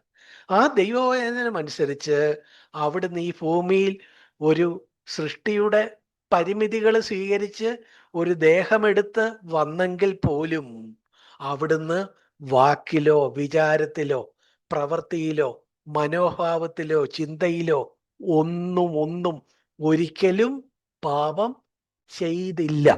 പാപം ചെയ്തില്ല. അങ്ങനെയാണെങ്കിൽ നാം പാപികളാണെന്ന വസ്തുത, ഈ രണ്ടാമത്തെ കാര്യം യേശുവിനെ സംബന്ധിച്ച് എങ്ങനെയാണ് ആപ്ലിക്കബിൾ ആകുന്നത്? പക്ഷേ യേശു അങ്ങനെ പാപം ചെയ്തില്ല. ഒരു ചിന്തയിൽ പോലും, മനോഭാവത്തിൽ പോലും, വാക്കിൽ പോലും, പെരുമാറ്റത്തിൽ പോലും ഒന്നും പാപത്തിന്റെ ഒരു ലാഞ്ചനയും തന്നിൽ സംഭവിച്ചില്ല എന്ന് പറയുമ്പോൾ തന്നെ യേശു എന്ത് ചെയ്തു എന്നാണ് നമ്മൾ കാണുന്നത്? അവിടുന്ന് ഒരു മനുഷ്യനെ പോലെ പരീക്ഷിക്കപ്പെട്ടു. പിശാച് തന്റെ മുമ്പിൽ കൊണ്ടുവന്ന 3 പരീക്ഷകൾ എടുത്ത് തന്നെ നമ്മൾ വായിക്കുന്നുണ്ട്. ഈ പരീക്ഷിക്കപ്പെടുക എന്ന് പറഞ്ഞാൽ അത് യേശു അനുഭവിച്ചു. ദൈവം എന്താ? ദൈവത്തിന്റെ കാര്യം നമ്മൾ കാണുന്നുണ്ട്. അവൻ ദോഷങ്ങളാൽ പരീക്ഷിക്കപ്പെടാത്തവനാണ്. അപ്പൊ ആ ദൈവത്വത്തെ ആ ഒരു അവകാശത്തെ പരീക്ഷിക്കപ്പെടുക എന്ന ഒരു കാര്യത്തിലേക്ക് മാറി യേശു മാറ്റിവെച്ചപ്പോൾ നമ്മളെ ഏതിലാ പരീക്ഷിക്കപ്പെടുന്നത്? പാപം ചെയ്യാനാണ് നമ്മൾ പരീക്ഷിക്കപ്പെടുന്നത്. യേശു പാപം ചെയ്തില്ല. പക്ഷേ ആ പാപം ചെയ്യുന്ന നമ്മളെ സംബന്ധിച്ചിടത്തോളം ഉണ്ടാകുന്ന അതിൻ്റെ ആദ്യത്തെ പടി പരീക്ഷിക്കപ്പെടുക എന്നൊരു കാര്യത്തിലൂടെ യേശു എന്ത് ചെയ്തു? കടന്നുപോയി എന്നാണ് നമ്മൾ വായിക്കുന്നത്, അല്ലേ? ഈ ഒരു കാര്യം നമ്മൾ പറയുന്നത് കൊണ്ടാണ് നമ്മളെ പലപ്പോഴും പലരും തെറ്റിദ്ധരിക്കാറുള്ളത്. നമ്മൾ നോക്കുക, നമ്മൾ എന്താ ഈ പറയുന്നത്? നമ്മൾ ദൈവവചനത്തിന് വിരുദ്ധമായ ഒരു കാര്യവും പറയുന്നില്ല. യേശു ഈ ഭൂമിയിൽ ചില പരിമിതി സ്വീകരിച്ചു വന്നപ്പോൾ, നമ്മൾ നേരത്തെ പറഞ്ഞതുപോലെ നമ്മുടെ മുമ്പിൽ ഒരു പരീക്ഷ വരുമ്പോൾ നമുക്കതിനോട് 2 തരത്തിൽ പ്രതികരിക്കാം. എന്താ 2 തരത്തിൽ? ഒരു തരത്തിൽ പ്രതികരിക്കുക എന്ന് വെച്ചാൽ നമ്മുടെ ഇച്ഛയെ ആത്മാവിൽ വെച്ച് നമുക്ക് ഈ പരീക്ഷയോട് നോ എന്ന് പറയാം. നോ എന്ന് പറയുമ്പോൾ നമ്മൾ എന്ത് പറ്റുന്നില്ല? ആ പരീക്ഷയിൽ വീണു പോകുന്നില്ല. മറിച്ച് രണ്ടാമത് നമുക്ക് ചെയ്യാവുന്നത് എന്താ? ഈ പരീക്ഷ വരുമ്പോൾ നമ്മുടെ ഇച്ഛയെ നമുക്ക് നമ്മുടെ സന്തോഷത്തിന് വേണ്ടി നമ്മുടെ ജഡത്തിൽ വെച്ച് ആ പരീക്ഷയോട്, ആ പ്രലോഭനത്തിനോട് യെസ് എന്ന് പറഞ്ഞ് ആ പാപത്തിൽ വീഴാം. ഈ 2 സാധ്യതകളാണ് നമുക്കുള്ളത്. നമ്മൾ നമ്മുടെ ഇച്ഛയെ ഏതിൽ വെക്കുന്നു എന്നുള്ളതാണ് ഇതിൻ്റെ അടിസ്ഥാന ഘടകം. പ്രിയപ്പെട്ടവരെ, യേശുവിനെ സംബന്ധിച്ചിടത്തോളവും ഈ പരീക്ഷകൾ വന്നപ്പോൾ യേശു എപ്പോഴും താൻ എന്ത് ചെയ്തു? താന് ഒരിക്കൽ പോലും താൻ എന്ത് ചെയ്തില്ല? ജഡത്തിൽ തൻ്റെ ഇച്ഛയെ വെച്ചില്ല. എപ്പോഴും എന്ത് ചെയ്തു? താന് പാപത്തെ ജയിച്ചു. നമ്മൾ ആ കാര്യം കാണുന്നുണ്ടല്ലോ. എബ്രായർക്ക് എഴുതിയ ലേഖനം 4-ാം അധ്യായത്തിന്റെ 15-ാമത്തെ വാക്യം നമ്മൾ ഇതോടൊപ്പം പലപ്പോഴും ഉദ്ധരിക്കാറുള്ളതാണ്. 4:15 നമുക്കുള്ള മഹാപുരോഹിതൻ നമ്മുടെ ബലഹീനതകളിൽ സഹതാപം കാണിപ്പാൻ കഴിയാത്തവനല്ല, പാപമൊഴികെ സർവത്തിലും നമുക്ക് തുല്യമായി പരീക്ഷിക്കപ്പെട്ടവൻ അത്രയും നമുക്കുള്ളത്. നമുക്ക് അറിയാവുന്നത് പോലെ സകലത്തിലും നമുക്ക് തുല്യമായി പരീക്ഷിക്കപ്പെട്ടെങ്കിലും അവിടുന്ന് എന്ത് ചെയ്തില്ല? പാപം ചെയ്തില്ല. അപ്പോ ആ പരീക്ഷിക്കപ്പെടുക എന്നുള്ളത് പാപത്തോടുള്ള ബന്ധത്തിലാണ് നമുക്കുണ്ടാകുന്നത്. അതിൽ നമ്മൾ വീണു പോകുമ്പോഴാണ് തെറ്റുവരുന്നത്. യേശു വീണില്ല, പക്ഷെ പരീക്ഷ താന് നേരിട്ടു എന്ന് പറയുമ്പോൾ നമ്മൾ പറഞ്ഞ ആ താഴ്മ, ഇത് തരുന്ന ആ പരിമിതി തനിക്ക് തരുന്ന ആ അനുഭവം യേശുവിനെ യഥാർത്ഥ താഴ്മയിലേക്ക് നയിക്കാൻ ഇടയായ രണ്ടാമത്തെ ഘടകമായിട്ട് നമുക്ക് വേണമെങ്കിൽ കാണാനായിട്ട് കഴിയും. ഞാൻ പറഞ്ഞത് വ്യക്തമായോ എന്ന് എനിക്ക് അറിഞ്ഞുകൂടാ. ഇത് എത്ര നേരം വേണമെങ്കിലും പറഞ്ഞുകൊണ്ടിരിക്കാം. പക്ഷേ നമുക്ക് സമയമില്ലാത്തതുകൊണ്ട് നമ്മൾക്ക് സഹോദരന്മാർക്ക് ഈ കാര്യങ്ങൾ അറിയാം എന്നുള്ളത് കൊണ്ട് ഞാൻ അതിലേക്ക് ഇനിയും കൂടുതൽ പറയുന്നില്ല. മൂന്നാമത്തെ ഒരു കാര്യം നമ്മൾ എന്താ പറഞ്ഞത്? നമ്മൾ വിശുദ്ധരാണ്, നമ്മൾ വിശുദ്ധരാണ് എന്നുള്ള ആ വസ്തുതയാണ് നമ്മളെ താഴ്മയിലേക്ക് നയിക്കുന്ന മൂന്നാമത്തെ ഘടകം. യേശുവിനെയും താഴ്മയിലേക്ക് കൊണ്ടുവന്നത് യേശു എന്തായിരുന്നു? ഈ നിലയിലുള്ള ചുറ്റുപാടും പിശാചും ഒക്കെ കൊണ്ടുവന്ന പ്രലോഭനങ്ങളുടെ മുമ്പാകെ അവിടുന്ന് എന്ത് ചെയ്തു? അവിടുന്ന് വിശുദ്ധനായിട്ട് തന്നെ ജീവിച്ചു. എന്നിട്ട് ആ കാര്യത്തിന് പിതാവ്, എൻ്റെ ദൈവം, എൻ്റെ പിതാവ് എന്നെ സഹായിക്കുന്നു എന്നുള്ള നിലയിൽ, ആ നിലയില്, ആ വിശുദ്ധിയില് തനിക്ക് നിൽക്കാനായിട്ട് കഴിഞ്ഞു. താന് ഒരിക്കൽ പോലും നമ്മൾ മുമ്പേ പറഞ്ഞതുപോലെ ഒരു പാപത്തിലും വീണു പോയില്ല. നമുക്ക് യോഹന്നാന്റെ സുവിശേഷം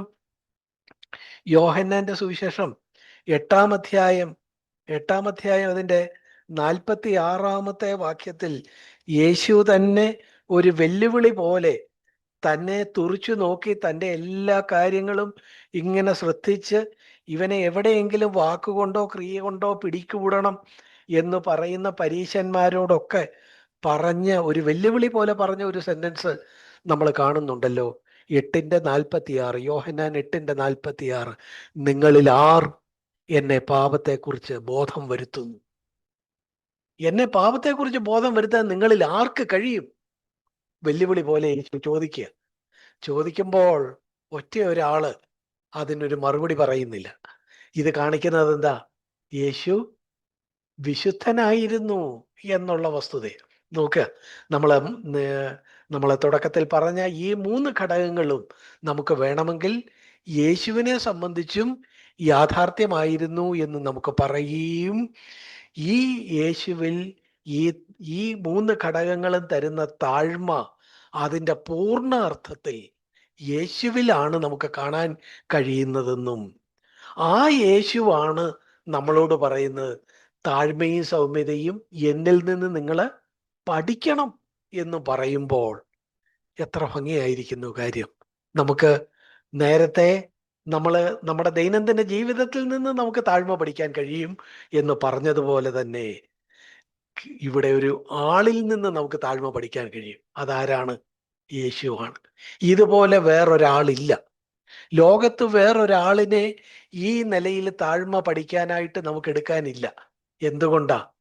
അവരെ ഒക്കെ ഒന്നുകിൽ പാപത്തിൽ വീണുപോയിട്ടുണ്ട്, അല്ലെങ്കിൽ അവരൊക്കെ പൂർണ്ണ വിശുദ്ധരായിരുന്നില്ല. യേശുവിന് മാത്രമേ നിങ്ങളിൽ ആർക്കെന്നെ പാപത്തെക്കുറിച്ച് ബോധം വരുത്താൻ കഴിയും എന്ന് ധൈര്യത്തോടെ പറയാൻ കഴിയുള്ളൂ. നോക്കുക, അത് വെറുതെ സ്വർഗത്തിലിരുന്ന് പറഞ്ഞതല്ല. ഈ ഭൂമിയിൽ വന്ന് നമ്മളെപ്പോലെ പ്രലോഭനങ്ങൾ നിറഞ്ഞ ജീവിതത്തിലൂടെ കടന്നു പോയിട്ട് ഇതിൻ്റെ എല്ലാ സമ്മർദ്ദങ്ങളെയും അഭിമുഖീകരിച്ച ശേഷം അതിലൊന്നും തളർന്നു പോകാതെ ജീവിച്ച് ആ ജീവിതം എങ്ങനെയായിരുന്നു? തീർച്ചയായിട്ടും ഈ 3 ഘടകങ്ങൾ തനിക്ക് നൽകിയ ആ ഒരു സാധ്യതകളെ ഉപയോഗപ്പെടുത്തിയാണ് താന് താഴ്മയിൽ തന്നെ നിന്നത്. എന്നിട്ട് താൻ പറയുന്നു, നിങ്ങൾ എന്നിൽ നിന്ന് പഠിപ്പീൻ. പ്രിയപ്പെട്ടവരെ, നമുക്ക് ഇന്ന് താഴ്മയുടെ ഒരു ആൾ രൂപത്തെ കാണണമെങ്കിൽ നമുക്ക് ഒരൊറ്റ ആളിലേക്ക് നോക്കാനുള്ളൂ. അതാരാണ്? കർത്താവായ യേശു ക്രിസ്തു. ഈ ഒരു കാര്യമുള്ളത് കൊണ്ടാണ് നമ്മൾ പിതാവും പരിശുദ്ധാത്മാവും പുത്രനും ത്രിയേകത്വമാണ്. ഇതൊന്നും നിഷേധിച്ചുകൊണ്ടോ മനസ്സിലാക്കാതെയോ അല്ല ഞാൻ പറയുന്നത്. എങ്കിലും നമുക്ക് ഈ ഭൂമിയിൽ ജീവിക്കുമ്പോൾ നമുക്കൊരു മാതൃകയാകുന്നത് പരിശുദ്ധാത്മാവാണോ? അല്ല. പരിശുദ്ധാത്മാവ് നമ്മളെ ശക്തിപ്പെടുത്തും. പിതാവാണോ? അല്ല. എന്നാൽ നമുക്ക് തുല്യമായിട്ട് പരീക്ഷിക്കപ്പെട്ടവനായ യേശുവാണ്, എന്നിട്ടും പാപം ചെയ്യാതിരുന്ന യേശുവാണ് നമുക്ക് ഈ താഴ്മയുടെ ഈ വഴിയിൽ നമുക്കൊരാൾ രൂപമായിട്ട് നമുക്ക് എടുക്കാനായിട്ടൊക്കുന്ന വ്യക്തി എന്ന് നമുക്ക് കാണാനായിട്ട് കഴിയും. അപ്പോൾ ഈ നിലയിൽ ഈ യേശുവിനെ നമ്മൾ നമ്മുടെ വിശുദ്ധിക്കായിട്ട്, താഴ്മയ്ക്കായിട്ട് നമുക്ക് മാതൃകയാക്കാനായിട്ട് കഴിയും എന്നുള്ള കാര്യം നമ്മൾ ഓർക്കണം. യേശു ഇങ്ങനെയൊക്കെ ചെയ്യുമ്പോൾ ഇതിനെ കുറച്ചുകൂടെ നമുക്കൊന്ന് ആഴത്തിൽ പഠിച്ചാലോ എന്ന് പറഞ്ഞാൽ, യേശു ആണല്ലോ നമുക്കുള്ള ഏക ആ നിലയിലുള്ള താഴ്മയ്ക്കുള്ള ഒരു വ്യക്തിയായിട്ട് നമുക്ക് ഈ ലോക ചരിത്രത്തിലും എല്ലാം കാണാൻ കഴിയുന്ന ഒരേ ഒരാൾ. അതുകൊണ്ട് യേശുവിന് എങ്ങനെയാണ് ഈ താഴ്മയിൽ ഇങ്ങനെ നിൽക്കാൻ കഴിഞ്ഞത് എന്നുള്ളതിൻ്റെ ഈ 3 പൊതു ഘടകങ്ങളിൽ നിന്നും മാറി കുറച്ചുകൂടെ ആഴത്തിൽ ഇതിൻ്റെ രഹസ്യം ഒന്ന് മനസ്സിലാക്കാൻ ശ്രമിച്ചാലോ അത് നമുക്ക് ചിലപ്പോൾ പ്രയോജനപ്പെടും. ആ ഒരു അർത്ഥത്തിൽ നമ്മൾ നോക്കുമ്പോൾ ഇത് ഒന്നും ഇതിൽ ഈ പാഠത്തിലുള്ളതല്ല എന്ന് ഞാൻ പറഞ്ഞുകൊണ്ട് ഞാൻ അതിലേക്ക് കടക്കുന്നു. യേശുവിൻ്റെ ജീവിതം, യേശു ഈ ഭൂമിയിലായിരുന്നപ്പോൾ എങ്ങനെയായിരുന്നു? യേശു താന് ആ താഴ്മയുടെ ഒരു ആൾ രൂപമായിട്ട് നിൽക്കാൻ തന്നെ തന്നെ എല്ലാത്തിലും പിതാവിൻ്റെ മുമ്പാകെ പൂർണ്ണമായിട്ട് സമർപ്പിച്ച ഒരു അനുഭവം നമുക്ക് യേശുവിൽ ദർശിക്കാനായിട്ട് കഴിയും. യോഹന്നന്റെ സുവിശേഷം 17-ാം അധ്യായത്തിൽ ഇത് സംബന്ധിച്ച് സൂചന നൽകുന്ന പല വാക്യങ്ങൾ നമുക്ക് കാണാനായിട്ട് കഴിയും. നമ്മൾ ഈ ഭൂമിയിൽ യേശു ആയിരുന്നപ്പോൾ യേശുവിൻ്റെ അടുത്ത് വരുന്ന പലതരത്തിലുള്ള ആളുകളുണ്ട്. തൻ്റെ ബന്ധുക്കൾ, തൻ്റെ സ്നേഹിതർ, തൻ്റെ ശിഷ്യർ, പല ആളുകളുണ്ട്. ഈ ആളുകളെയൊക്കെ യേശു എന്താ കണ്ടത്? ഇവരെയൊക്കെ പിതാവ് എനിക്ക് തന്നവർ എന്നാണ് കണ്ടത്. നോക്കുക, യേശുവിൻ്റെ ജീവിതം താൻ അഭിമുഖീകരിക്കുന്ന വ്യക്തികളെ കാണുമ്പോഴാണെങ്കിലും, താൻ ചെയ്യുന്ന പ്രവർത്തികളുമായി ബന്ധപ്പെട്ടാണെങ്കിലും, താൻ പറയുന്ന വാക്കുകളുമായിട്ട് ബന്ധപ്പെട്ടാണെങ്കിലും എപ്പോഴും എന്താണ് ഈ യോഹന്നാന്റെ സുവിശേഷം 17-ാം അധ്യായത്തിൽ പറയുന്നത്? അതെല്ലാം ദൈവം തന്നതാണ്, ദൈവം തന്നതാണ്, ദൈവം തന്നതാണ് എന്നൊരു ടോട്ടൽ കംപ്ലീറ്റ് അബ്സല്യൂട്ട് ഒരു സറണ്ടറാണ് യേശു ഈ ഭൂമിയിലായിരുന്നപ്പോൾ പിതാവിൻ്റെ മുൻപാകെ നടത്തിയത്. അത് സൂചിപ്പിക്കുന്ന പല വാക്യങ്ങൾ നമുക്ക് കാണാൻ കഴിയും. യേശു ആളുകളെയൊക്കെ എന്ത് പറഞ്ഞു? 17-ന്റെ 2 നമ്മൾ കാണുന്നു, നീ അവന് നൽകിയിട്ടുള്ളവർക്കെല്ലാവർക്കും. അപ്പം യേശു തന്നെക്കുറിച്ച് തന്നെ പറയുക, പിതാവേ, പുത്രനെ മഹത്വപ്പെടുത്തണമേ, നീ അവന് നൽകിയിട്ടുള്ളവർക്കെല്ലാവർക്കും. അപ്പൊ അവനുള്ളവരാരാ? നീ നൽകിയോരാ. നമുക്കങ്ങനെ പറയാൻ കഴിയൂ? നമുക്ക് തന്ന കുടുംബത്തിൽ, നമുക്ക് തന്ന സഹോദരന്മാർ, ഇവരെല്ലാം ദൈവത്തോടുള്ള നമ്മുടെ ടോട്ടൽ സമർപ്പണത്തിന്റെ ഭാഗമായി ദൈവം എനിക്ക് തന്നതാണ്. ഇവരുടെ ഉത്തരവാദിത്വമൊക്കെ ആർക്കാ? ദൈവത്തിനാണ് എന്നൊരു ആളുകളെ സംബന്ധിച്ചൊരു നിലപാടാണ് നമ്മളിവിടെ കാണുന്നത്. അതിൻ്റെ 6-ാമത്തെ വാക്യത്തിലും, നീ ലോകത്തിൽ നിന്ന് എനിക്ക് തന്നിട്ടുള്ള മനുഷ്യർ. കണ്ടോ, അത് താൻ കണ്ടുമുട്ടുന്ന എല്ലാ മനുഷ്യരെ കുറിച്ചും ഉള്ള ഒരു പ്രസ്താവനയാണ്. അപ്പൊ ഈ വസ്തുത എന്തിനെയാ കുറിക്കുന്നത്? തനിക്ക് തന്ന എല്ലാ മനുഷ്യരെയും പിതാവ് തനിക്ക് തന്നവരായിട്ട് യേശു കണ്ടു. അങ്ങനെ കാണാൻ കഴിഞ്ഞത്? താൻ പിതാവിൻ്റെ മുമ്പാകെ പൂർണ്ണമായിട്ട് സമർപ്പിച്ചിരുന്നതിൻ്റെ അടിസ്ഥാനത്തിലാണ് തൻ്റെ ജീവിതത്തിൽ താൻ അഭിമുഖീകരിച്ച എല്ലാവരെയും അവർ പിതാവ് എനിക്ക് തന്നവർ എന്ന് ഏറ്റെടുക്കാൻ കഴിഞ്ഞത്. പ്രിയപ്പെട്ടവരെ, പിതാവിൻ്റെ മുമ്പാകെയുള്ള പൂർണ്ണ സമർപ്പണം ഈ കാര്യങ്ങളിൽ, ഈ ഒരു മനോഭാവത്തിൽ നിന്ന് നമുക്ക് യേശുവിൽ കണ്ടെത്താനായിട്ട് കഴിയും. ആളുകൾ. രണ്ടാമത് പ്രവർത്തികൾ നോക്കുക, 4-ാമത്തെ വാക്യം, ഞാൻ ഭൂമിയിൽ നീ എനിക്ക് ചെയ്യുവാൻ തന്ന പ്രവൃത്തി തികച്ചിരിക്കുന്നു. 17-ന്റെ 4-ാമത്തെ വാക്യം. അപ്പോ യേശു ഈ ഭൂമി ചെയ്ത പ്രവൃത്തിയെ മുഴുവൻ യേശു ഇവിടെ എന്താ പറയുന്നത്? പിതാവേ, നീ എനിക്ക് തന്ന പ്രവൃത്തി. ഞാൻ ചെയ്ത പ്രവൃത്തിയായിട്ടല്ല ഇതിനെ കാണുന്നത്, പിതാവ് എനിക്ക് തന്ന പ്രവൃത്തി. അപ്പോ ആളുകൾ പിതാവ് തന്നത്, ഞാൻ ചെയ്ത പ്രവൃത്തിയെല്ലാം പിതാവ് എനിക്ക് തന്ന പ്രവൃത്തികളാണ് ഞാൻ ചെയ്തത്. അല്ലെങ്കിൽ ഞാൻ ചെയ്ത പ്രവൃത്തിയെല്ലാം പിതാവ് എനിക്ക് ഒരുക്കിയിരുന്നതായിരുന്നു എന്നുള്ള ഒരു ഏറ്റുപറച്ചിൽ, പൂർണ്ണ സമർപ്പണത്തിന്റെ മറ്റൊരു മുഖമാണ് നമ്മൾ ഇവിടെ കാണുന്നത്.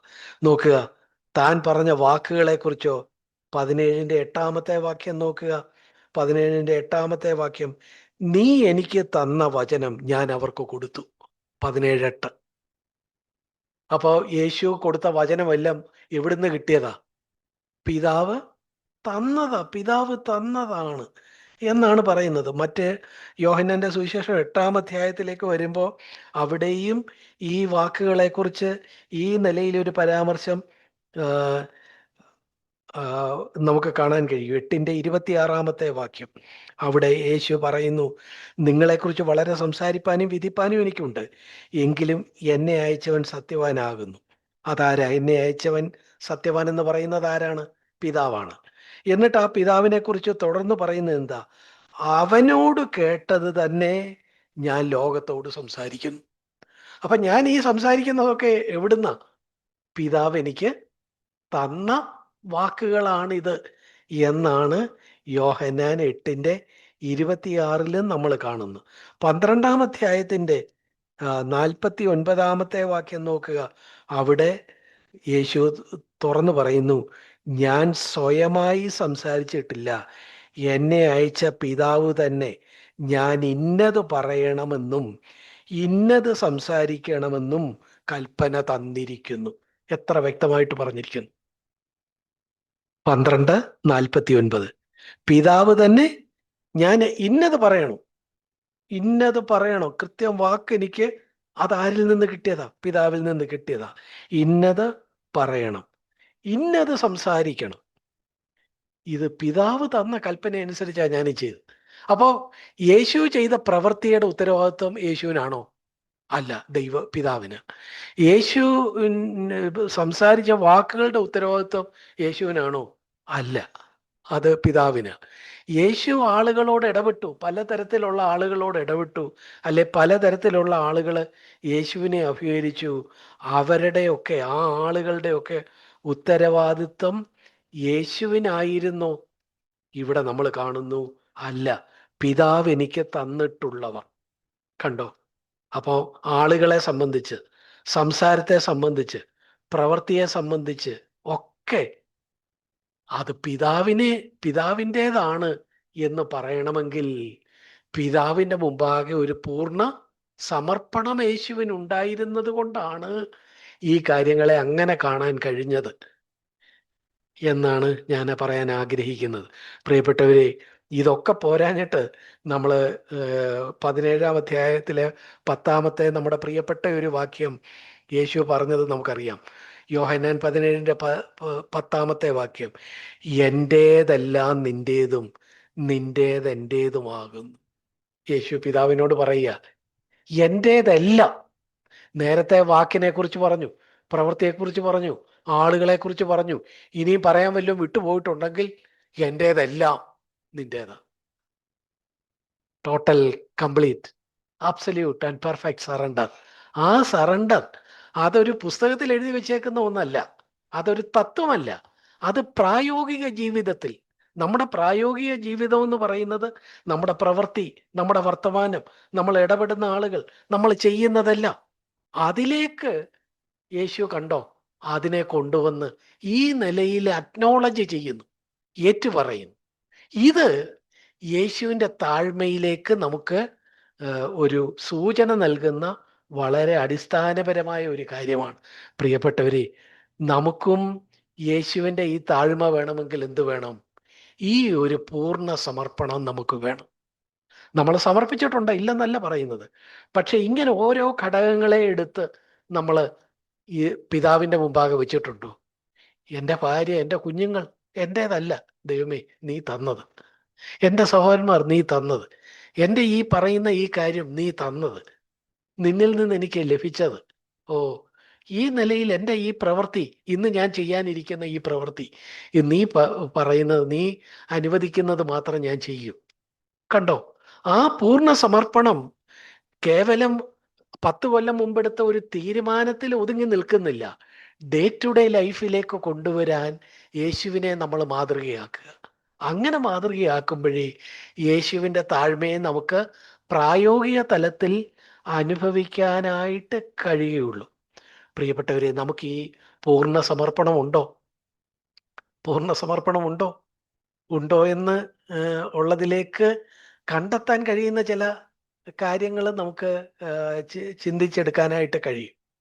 നമുക്കൊരു പൂർണ്ണ സമർപ്പണം ഉണ്ടെങ്കിൽ നമുക്ക് കാണാവുന്ന ആളുകളോടുള്ള ബന്ധത്തിൽ അത് പലപ്പോഴും പ്രതിഫലിക്കും. ഈ പറഞ്ഞതുപോലെ എൻ്റെ വാക്ക്, എൻ്റെ പ്രവൃത്തി, എൻ്റെ ആളുകൾ, എൻ്റേതെല്ലാം അവൻ്റേത് എന്നൊരു സമർപ്പണം നമുക്കുണ്ടോ ഇല്ലയോ എന്നുള്ളത് നമുക്ക് എവിടെ കാണാനൊക്കും? ആളുകളെ നമ്മൾ എങ്ങനെ കാണുന്നു എന്നുള്ളതിൽ നിന്ന് നമുക്ക് കാണാനൊക്കും. നമ്മൾ സ്നേഹത്തെക്കുറിച്ച് യേശു പറഞ്ഞ കൽപ്പനകൾ നമുക്കറിയാമല്ലോ. മർക്കോസിന്റെ സുവിശേഷം 12-ാം അധ്യായം 30-ാമത്തെ വാക്യവും മത്തായി 22-ന്റെ 37-ാമത്തെ വാക്യവും ഒക്കെ നമ്മൾ കാണുന്നുണ്ട്. എന്താ അവിടെ ഒക്കെ പറയുന്നത്? പിതാവിനെ പൂർണ്ണ ഹൃദയത്തോടെ, പൂർണ്ണ ആത്മാവോടെ, പൂർണ്ണ ശക്തിയോടെ, പൂർണ്ണ മനസ്സോടെ സ്നേഹിക്കണം. പിതാവിനെ അങ്ങനെ സ്നേഹിച്ചോ ഇല്ലയോ എന്ന് നമുക്ക് എങ്ങനെ അറിയാൻ ഒക്കും? നമ്മളിങ്ങനെ ഇരുന്ന് പ്രാർത്ഥിച്ചു ഓ ഓ ഇങ്ങനെയൊക്കെ ഇരിക്കുമ്പോൾ അയ്യോ ഞാൻ പൂർണ്ണമായിട്ട് എൻ്റെ ദൈവത്തെ സ്നേഹിക്കുകയില്ലയോ എന്ന് നമുക്ക് തോന്നാം. എന്നാൽ പലപ്പോഴും നമ്മൾ കബളിപ്പിക്കപ്പെട്ടു പോകാൻ കാര്യം എന്താ? ഈ ദൈവത്തെ നമുക്ക് കാണാൻ കഴിയുന്നില്ല.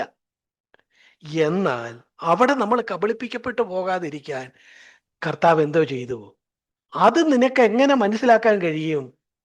നിനക്ക് തന്നിരിക്കുന്ന കൂട്ടുകാരനെ, നിന്റെ സഹോദരനെ നീ സ്നേഹിക്കുന്നുണ്ടോ എന്ന് ഒന്നാമത്തെ കൽപ്പനയ്ക്ക് തുല്യമാണ്, രണ്ടാമത്തേത് ഒന്നാമത്തതിന് തുല്യം എന്ന് പറഞ്ഞ് നമുക്ക് കാണാവുന്നതും തൊടാവുന്നതും സ്പർശിക്കാവുന്നതുമായ മറ്റൊരു കാര്യത്തോട് പിതാവിനോടുള്ള സ്നേഹത്തെ ചേർത്ത് വെച്ചു. അപ്പോ നമുക്ക് പിതാവിനോട് സ്നേഹമുണ്ടോ എന്നുള്ളത് ഏതിൻ്റെ അടിസ്ഥാനത്തിൽ നമുക്ക് കണ്ടെത്താൻ കഴിയും? സഹോദരനെ സ്നേഹിക്കുന്നുണ്ടെങ്കിൽ നമുക്ക് പിതാവിനോടുള്ള സ്നേഹവും ഓക്കെയാണ്. ഇന്നത്തെ ക്രിസ്തീയ ലോകത്ത് ഇങ്ങനെയാണോ? ഇന്നത്തെ അടുത്തിരിക്കുന്ന സഹോദരനെ കണ്ണിനും കണ്ണാടിക്കും കണ്ടുകൂടാ. പക്ഷേ പിതാവ് എവിടെയോ ഒരു കബളിപ്പിക്കലില്ലേ? നമ്മള് എന്താ വേണ്ടത്? നമ്മള് ഈ കാലഘട്ടത്തിൽ ഈ ദൈവവചനത്തിൽ നിന്ന് ഈ കാര്യങ്ങളെ, ചിന്തകളെ തിരിച്ചറിഞ്ഞ് നമ്മൾ യാഥാർത്ഥ്യബോധമുള്ളവരായി ജീവിക്കണം. കബളിപ്പിക്കപ്പെട്ടു പോകരുത്. പിശാച് നമ്മളെ ഈ വാക്യങ്ങളൊക്കെ വെച്ച് തന്നെ വഞ്ചിച്ചു കളയാനാണ് അവൻ ശ്രമിക്കുന്നത്.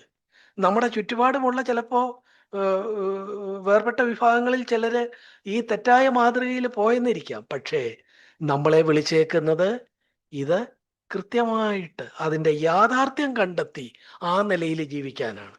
അപ്പൊ നമ്മൾ എന്താ പറഞ്ഞത്? ഞാൻ യേശുവിനെ സ്നേഹിക്കുന്നെങ്കിൽ ഞാൻ എൻ്റെ സഹോദരനെ സ്നേഹിക്കുന്നതിൽ നിന്ന് യേശുവിനെ സ്നേഹിക്കുന്നോ ഇല്ലയോ എന്നുള്ളത് എനിക്ക് മനസ്സിലാക്കാൻ കഴിയും.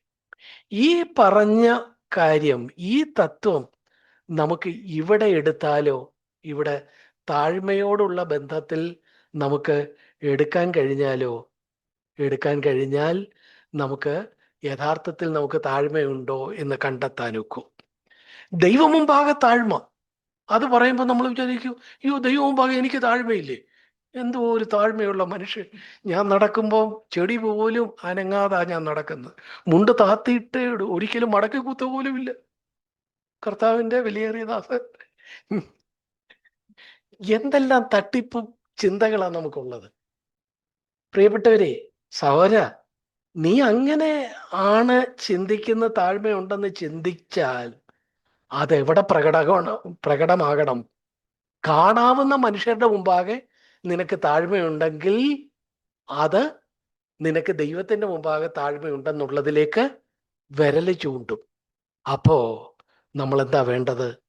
നമ്മൾ സഹോദരന്മാരോടുള്ള ബന്ധത്തിൽ, അല്ലേ, നമുക്ക് തന്നിട്ടുള്ള, അവരെ തന്നത് ദൈവമാണെന്ന് നമ്മൾ മുമ്പേ പറഞ്ഞു, പിതാവ് എനിക്ക് തന്നിട്ടുള്ളത്, അവരോടുള്ള ബന്ധത്തിൽ നമ്മൾ എന്താ, അവരോടൊരു താരതമ്യമില്ല. താരതമ്യം എന്ന് വെച്ചാൽ എന്താ? ഞാനോ നീയോ എന്നൊരു നമുക്കൊരു കോമ്പറ്റീഷൻ ഇല്ല. നമുക്ക് നമ്മൾ അവരെ വിധിക്കുകയില്ല. അവരൊരു കാര്യം ചെയ്തു, നമുക്ക് മനസ്സിലാകാത്ത ഒരു കാര്യം ചെയ്തു, ഓ ഇങ്ങനാണോ എന്നെല്ലാം പറഞ്ഞ് നമ്മൾ അതിൻ്റെ മേലൊരു വിധി പ്രഖ്യാപിക്കേണ്ട. നമുക്കറിഞ്ഞുകൂടാ ചില കാര്യങ്ങൾ, വിധിക്കുകയില്ല. അല്ലെങ്കിൽ മറ്റുള്ളവര്, നമ്മുടെ അടുത്തിരിക്കുന്ന ആള് കൂടുതൽ അംഗീകരിക്കപ്പെട്ടു, നമ്മളെക്കുറിച്ച് ഒന്നും പറഞ്ഞില്ല, അത് കണ്ട് ആ ആളിനോട് അസൂയയും പറയാഞ്ഞ ആളിനോട് പകയും ഒന്നും നമുക്ക് വരികയില്ല. എന്തുണ്ടെങ്കിൽ നമുക്ക് മനുഷ്യരോടുള്ള ബന്ധത്തിൽ, അടുത്തിരിക്കുന്ന സഹോദരങ്ങളോടുള്ള ബന്ധത്തിൽ താഴ്മയുണ്ടെങ്കിൽ നമുക്ക് താരതമ്യമില്ല, നമുക്ക് വിധിയില്ല, നമുക്ക് അസൂയയില്ല, നമുക്ക് കയ്പില്ല. ആളുകളോട് ഇതില്ലെങ്കിൽ അത് നമ്മൾ താഴ്മയിലാ ജീവിക്കുന്നത് എന്നതിലേക്ക് വിരൽ ചൂണ്ടുന്നു എന്ന് മാത്രമല്ല, ദൈവമുമ്പാകെയും നമ്മൾ താഴ്മയിലാണ് ജീവിക്കുന്നത് എന്നതിലേക്ക് വിരൽ ചൂണ്ടുന്നു. അതേസമയം നമ്മൾ വിചാരിക്കുന്നു ദൈവത്തിന്റെ മുമ്പാകെ എനിക്ക് താഴ്മയുണ്ട്, പക്ഷേ സഹോദരങ്ങളോടെല്ലാം വിധിയും ആ നിലയിൽ നീരസവും കയ്പും പകയും താരതമ്യം ചെയ്തുള്ള ചിന്തയുമാണ് ഉള്ളതെങ്കിൽ എന്താ ഉള്ളത്? താഴ്മയില്ല. ദൈവമുമ്പാകെയും താഴ്മയില്ല, മനുഷ്യരുടെ മുമ്പാകെയും താഴ്മയില്ല എന്ന് കണ്ടെത്താം. യേശു പറഞ്ഞു, താഴ്മ എന്നിൽ നിന്ന് പഠിപ്പീൻ. യേശുവിന് എന്തില്ലായിരുന്നു? ഒരു മനുഷ്യനോടും ആ നിലയിൽ താരതമ്യമില്ലായിരുന്നു, അല്ലെങ്കിൽ വിധിയില്ലായിരുന്നു, അല്ലെങ്കിൽ അസൂയോ കോപമോ ഇല്ലായിരുന്നു. ഞാനിത് പറയുമ്പോൾ യേശു ആളുകളെ ശാസിച്ചിട്ടില്ലെന്നല്ല പറയുന്നത്. തീർച്ചയായിട്ടും ദൈവവചനത്തിന്റെ അടിസ്ഥാനത്തിൽ, ദൈവിക സത്യങ്ങളോടുള്ള ബന്ധത്തിൽ ആളുകളിൽ ഒരു തെറ്റ് കണ്ടാൽ ആ തെറ്റ് പറയാം. പക്ഷെ ആ തെറ്റ് പറയുന്നത് പകയിലല്ല പറയുന്നത്, അവനോടുള്ള സ്നേഹത്തിലാണ് പറയുന്നത്. അവൻ്റെ നിത്യതയെ സ്നേഹിച്ചുകൊണ്ടാണ് യേശു അത് പറഞ്ഞത്. അതല്ലാതെ സ്വാർത്ഥപരമായ ഒരു താരതമ്യമോ, സ്വാർത്ഥപരമായ ഒരു വിധി പ്രസ്താവനയോ, സ്വാർത്ഥപരമായ ഒരു അസൂയയോ യേശുവിനുണ്ടായിരുന്നില്ല. വ്യത്യാസം മനസ്സിലായി എന്ന് ഞാൻ കരുതുന്നു. നമുക്ക് വിശദീകരിക്കാൻ സമയമില്ലല്ലോ. പ്രിയപ്പെട്ടവരെ, ഈ നിലയിൽ നമുക്ക് ജീവിക്കാൻ കഴിയുന്നു. യേശു പറയുന്നു, എന്നിൽ നിന്ന് പഠിപ്പീൻ എന്ന് പറയും. പ്രിയപ്പെട്ടവരെ, നമുക്ക് ഇങ്ങനെ ഒരു താഴ്മ ഉണ്ടോ? ഉണ്ടോ? നമുക്ക് ഈ കാര്യത്തിൽ നമ്മളെ തന്നെ ദൈവസന്നിധിയിൽ വെക്കാനായിട്ട് വെച്ച് നമുക്ക് ഈ കാര്യങ്ങൾ മനസ്സിലാക്കാൻ ദൈവസന്നിധിയിൽ നമ്മളെ തന്നെ വിനയപ്പെടുത്താം. നമ്മൾ പലപ്പോഴും നമ്മളെ ഒരു സഭ എന്നുള്ള നിലയിൽ നമ്മളെ വിളിച്ചിരിക്കുന്നത് മറ്റു പലയിടത്തും പിശാച് ക്രമേണ അവരുടെ ദൃഷ്ടിയിൽ നിന്നും മായിച്ച ഈ സത്യങ്ങളെയൊക്കെ തിരിച്ചറിഞ്ഞ് അതിനെ മുറുകെ പിടിച്ച് നമ്മൾ ജീവിക്കാനും നമ്മുടെ സഭയിലുള്ളവരെ ഈ സത്യങ്ങളിലേക്ക് ആഹ്വാനം ചെയ്യാനുമാണ് ദൈവം നമ്മളെ ഈ കാലഘട്ടത്തിൽ ആക്കി വെച്ചിരിക്കുന്നത്. അതുകൊണ്ട് ഒന്നാമത് നമ്മൾ ഈ സത്യങ്ങൾ നമ്മൾ ഉൾക്കൊള്ളുക. ഞാൻ സമയം കടന്നു പോകുന്നു. ഒരൊറ്റ കാര്യം കൂടെ പറഞ്ഞ് ഈ താഴ്മയുടെ ഈ കാര്യങ്ങൾ അവസാനിപ്പിക്കാം. പ്രിയപ്പെട്ടവരെ, നമ്മൾ ഒരു കാര്യം കൂടെ ഞാൻ പറയാൻ ആഗ്രഹിക്കുന്നത്, നമ്മൾ പത്രോസിൻ്റെ ഒരു നിലപാട്, ക്ഷമിക്കണം, പൗലോസിൻ്റെ ഒരു വാക്യം പലപ്പോഴും നമ്മൾ ഉദ്ധരിക്കാറുണ്ടല്ലോ. ഒന്ന് തീമത്തിയോസ് ഒന്നാം അധ്യായം അതിൻ്റെ 15-ാമത്തെ വാക്യമാണ്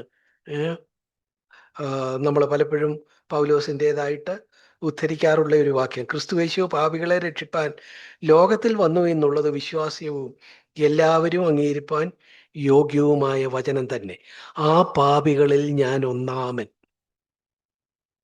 അപ്പോ നമ്മൾ ഈ ചിന്ത വെച്ചിട്ട് നമ്മൾ പറയും, ദൈവത്തിൻ്റെ ആ വിശുദ്ധിയുമായിട്ട് താരതമ്യം ചെയ്യുമ്പോൾ പൗലോസ് എന്തായിരുന്നു?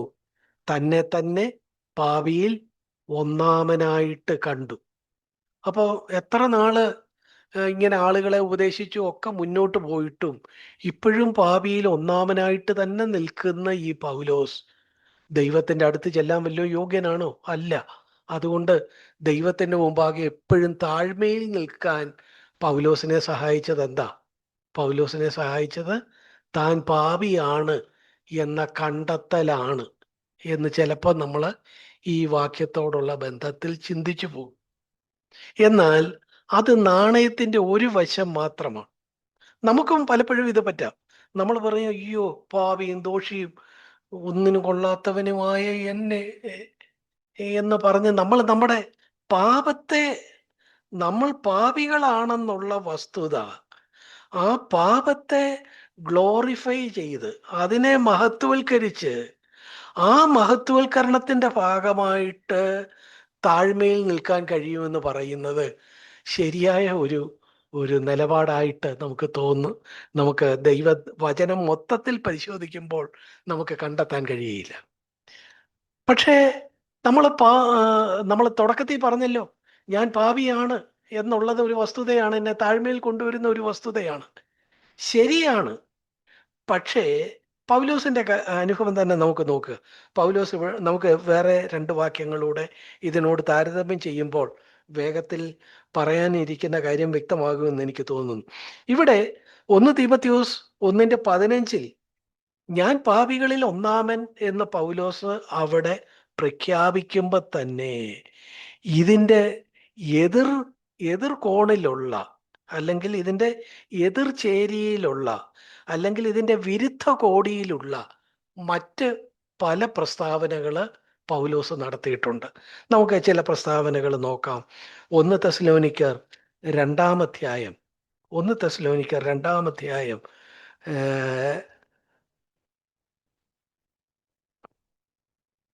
2-ാം അധ്യായത്തിൻ്റെ 10-ാമത്തെ വാക്യം ഞാൻ എങ്ങനെ വായിക്കട്ടെ?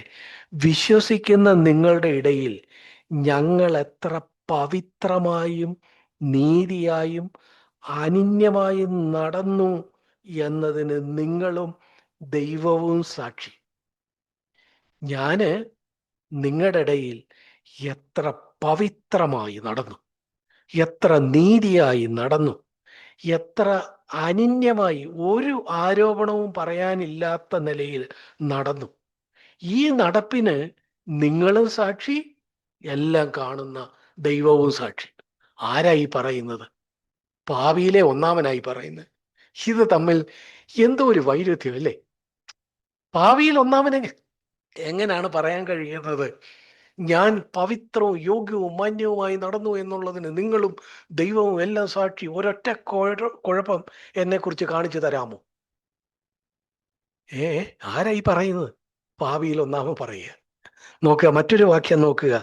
2 കൊരിന്ത്യർ 1-ാം അധ്യായത്തിലേക്ക് വരുമ്പോൾ നമ്മൾ പൗലോസിൻ്റെ ഈ നിലയിലുള്ള മറ്റൊരു പ്രസ്താവന, കുറച്ചുകൂടെ ഗൗരവമുള്ള ഒരു പ്രസ്താവന നമുക്ക് കാണാനായിട്ട് കഴിയും.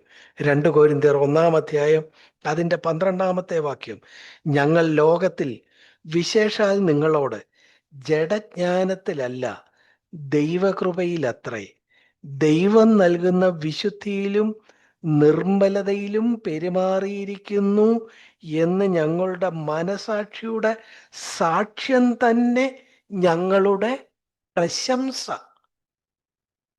തൻ്റെ വിശുദ്ധിയിൽ ഇവിടെ പൗലോസ് എന്തോ ചെയ്യുക? പൗലോസ് പ്രശംസിക്കുക. ഈ വിശുദ്ധിയിൽ പ്രശംസിക്കുന്ന ഇദ്ദേഹം ആരാ? 1 തീമോഥെയോസ് 1:15 അനുസരിച്ച് പാപിയിൽ ഒന്നാമനാണ്. ഇതെങ്ങനെയാ ചേർന്ന് പോകുന്നത്? പ്രിയപ്പെട്ടവരെ, ഞാൻ ഈ വാക്യം തന്നെ നോക്കുക. ഈ വാക്യത്തെ നമ്മൾ കുറച്ചുകൂടെ വിശകലനം ചെയ്താൽ ചില കാര്യങ്ങൾ നമുക്ക് കണ്ടെത്താൻ കഴിയും. പൗലോസിൻ്റെ ഈ വിശുദ്ധിയിലും നിർമ്മലതയിലും പെരുമാറിയിരിക്കുന്നു എന്ന് ഞങ്ങളുടെ മനസാക്ഷിയുടെ സാക്ഷ്യം തന്നെ ഞങ്ങളുടെ പ്രശംസ എന്ന് പറയുന്ന ഈ വിശുദ്ധിയും നിർമ്മലതയും എവിടെ നിന്ന് കിട്ടി? ദൈവകൃപയിൽ ദൈവം തന്നു, അല്ലാതെ ജഡത്തിൽ നിന്നല്ല. അപ്പോ ഇതെവിടുന്നാ കിട്ടിയത്? ദൈവം തന്നതാ. അപ്പോ ഈ വിശുദ്ധ ജീവിതത്തിന്റെ ഉത്തരവാദിത്വം ആർക്കാ? ദൈവത്തിനാ, ദൈവകൃപയ്ക്ക. ചുരുക്കത്തിൽ ഞാൻ സമയം കടന്നു പോകുന്നതുകൊണ്ട് വേഗത്തിൽ ഞാൻ ഇങ്ങനെ പറയട്ടെ. പൗലോസിനെ സംബന്ധിച്ചിടത്തോളം താൻ താഴ്മയിൽ നിൽക്കാൻ, താൻ പാപികളിൽ ഒന്നാമനായിരുന്നു എന്ന് പറഞ്ഞ് തൻ്റെ പാപത്തെ അല്ല താന് ഗ്ലോറിഫൈ ചെയ്യുന്നത്, അതിനെയല്ല താലോലിക്കുന്നത്. മറിച്ച് ആ പാപത്തിൻ്റെ മേൽ ജയം തന്ന കൃപയെയാണ് താന് ആത്യന്തികമായിട്ട് അക്നോളജ് ചെയ്യുന്നത്. പ്രിയപ്പെട്ടവരെ, നമ്മളും ഒരു കുറ്റം വിധിയിലും പിശാചിന്റെ ഒരു കെണിയിലും പെടാതിരിക്കാൻ ഈ നിലയിൽ വേണം നമ്മളും നമ്മുടെ പാപത്തെ കാണാൻ. എന്ന് വെച്ചാൽ നമുക്ക് പാപം ഉണ്ടായി, സംഗതി ശരിയാണ്, പാപം ഉണ്ടായി, പാപം സംഭവിച്ചു. നമ്മൾ പല രംഗങ്ങളിൽ നോക്കുമ്പോൾ ഇവിടെ നിന്ന് വലിയ പ്രസംഗം നടത്തുന്ന ഞാൻ ആ പാവപ്പെട്ട ജനത്തെ എല്ലാം ഓരോന്ന് പറഞ്ഞ് അവരെല്ലാം പാവങ്ങൾ കരഞ്ഞും നിലവിളിച്ചും അതിനൊക്കെ ഇടയാക്കി വലിയ ഘോരഘോരം പ്രസംഗിച്ച കർത്താവിൻ്റെ വിലയേറിയ ദാസൻ അവിടെ ചെല്ലുമ്പോൾ എല്ലാം കാണുന്ന തമ്പുരാന്റെ മുമ്പാകെ കള്ളൻ, പ്രതിക്കൂട്ടിൽ ഒന്നാം സ്ഥാനത്ത് നിൽക്കേണ്ടി വരികയല്ലേ എന്ന് ആർക്കെങ്കിലും തോന്നിയിട്ടുണ്ടോ? ഉവ്വ്. സത്യസന്ധരാണെങ്കിൽ നമുക്ക് ചിലപ്പോഴങ്ങനെ തോന്നും. പക്ഷേ നമ്മൾ അതിനെയല്ല താലോലിക്കേണ്ടത്. അതൊരു വസ്തുതയാണ്. താൻ പാപികളിൽ ഒന്നാമൻ എന്ന പൗലോസിന്റെ കണ്ടെത്തൽ ഒരു വശത്തൊരു വസ്തുതയായിരിക്കുമ്പോ തന്നെ പൗലോസ് അതിൻ്റെ അടിസ്ഥാനത്തിലല്ല താഴ്മയിൽ നിൽക്കുന്നത്, മറിച്ച് അങ്ങനെയുള്ള തെറ്റുകാരനായ എന്നെയും നീതീകരിച്ച് ആ നിലയിൽ നിർത്തുന്ന ദൈവത്തിന്റെ കൃപ എത്ര വലുത്, ദൈവത്തിന്റെ ദയ എത്ര വലുത്, ദൈവത്തിന്റെ കരുണ എത്ര വലുത് എന്ന് പറഞ്ഞ് ആ പാപത്തെ കവിയുന്ന ദൈവകൃപയെയാണ് കാണുന്നത്. നമ്മളും ആ നിലയിൽ കണ്ടില്ലെങ്കിൽ നമ്മൾ പിശാചിന്റെ കുറ്റം വിധിയിൽ പലപ്പോഴും വീണുപോകും. ഇവിടെ ഉത്തരവാദിത്തപ്പെട്ട സഹോദരന്മാരാണല്ലോ ഇരിക്കുന്നത്. പലപ്പോഴും നമ്മൾ മീറ്റിങ്ങുകളിൽ പ്രസംഗിക്കാനും ഒക്കെ നമ്മളെ വിളിക്കുകയും നമ്മളതൊക്കെ ചെയ്യുകയും ഒക്കെ ചെയ്യുമ്പോൾ തന്നെ നമ്മൾ ഇതിന് രണ്ട് വശമുണ്ട്, ഒരു നാണയത്തിന്റെ രണ്ട് വശങ്ങൾ പോലെ. നമ്മൾ പലപ്പോഴും എന്താ പൗലോസ് പറഞ്ഞതുപോലെ ഞാൻ പാപിയിൽ ഒന്നാമൻ എന്നുള്ള ഒരു കണ്ടെത്തൽ നമുക്ക് നടത്തുമ്പോൾ തന്നെ ആ പാപത്തിൽ ഒന്നാമനാണെന്നുള്ളതല്ല നമ്മുടെ താഴ്മയുടെ അടിസ്ഥാനം. ആ പാപിയിൽ ഒന്നാമനായ എന്നെ നീതീകരിച്ച ദൈവത്തിന്റെ കൃപ. ഇവിടെ പൗലോസ് അതാണ് പറയുന്നത്. നമ്മൾ നോക്കുക 2 കൊരിന്ത്യർ 1:12 അവിടെ നമ്മള് പൗലോസ് പറയുന്നത് നോക്കുക. അവിടെ ഏതിനാണ് മഹത്വം ഉള്ളത്? തൻ്റെ തൻ്റെ തെറ്റിനെ അല്ല മഹത്വം കൊടുക്കുന്നത്, മറിച്ച് എന്തിനാ മഹത്വം കൊടുക്കുന്നത്?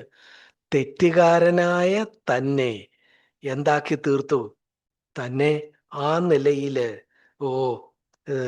ദൈവകൃപ, വിശുദ്ധി, ദൈവം നൽകിയ വിശുദ്ധി, നിർമ്മലത, ഇതിൻ്റെ അടിസ്ഥാനത്തിൽ മനസാക്ഷിയിലും അതിൻ്റെ ആ പാപത്തിൻ്റെതായ ആ പോറലുകളൊക്കെ കഴുകിക്കളഞ്ഞ് അങ്ങനെ നിൽക്കുന്ന, ഒരു തെറ്റും ചെയ്യാത്ത ഒരാളെ പോലെ നിൽക്കുന്നു എന്ന് തന്നെയല്ല, ആ നിൽപ്പിൽ പ്രശംസിക്കുകയും ചെയ്യുന്നു. വൈരുദ്ധ്യാധിഷ്ഠിത ഭൗതികവാദം എന്ന് ഈ കമ്മ്യൂണിസ്റ്റുകാരുടെ ഒരു പ്രയോഗമുണ്ട്. വൈരുദ്ധ്യാധിഷ്ഠിത ഭൗതികവാദം എന്ന് പറഞ്ഞ പോലെ നമ്മൾ ഈ ആത്മീയ കാര്യം പറയുമ്പോൾ പലപ്പോഴും എനിക്ക് തോന്നിയിട്ടുണ്ട്, പലപ്പോഴും നമ്മളൊരു വൈരുദ്ധ്യാധിഷ്ഠിത ആത്മീയവാദത്തിന്റെ ആളുകളാണ്. ശരിയാണ്, സത്യത്തിന് എപ്പോഴും രണ്ട് മുഖങ്ങളുണ്ട്, നാണയത്തിന് രണ്ട് വശങ്ങളുണ്ട്. നമുക്ക് ഈ കാര്യങ്ങളെ എങ്ങനെ എടുക്കേണ്ടത്? നമുക്ക് സത്യത്തിന്റെ ഭാഗത്താണ് നിൽക്കുന്നത്. അപ്പൊ തന്നെ ആ സത്യത്തെ മുഴുവൻ സത്യവും നമ്മൾ കണ്ടെത്തണം.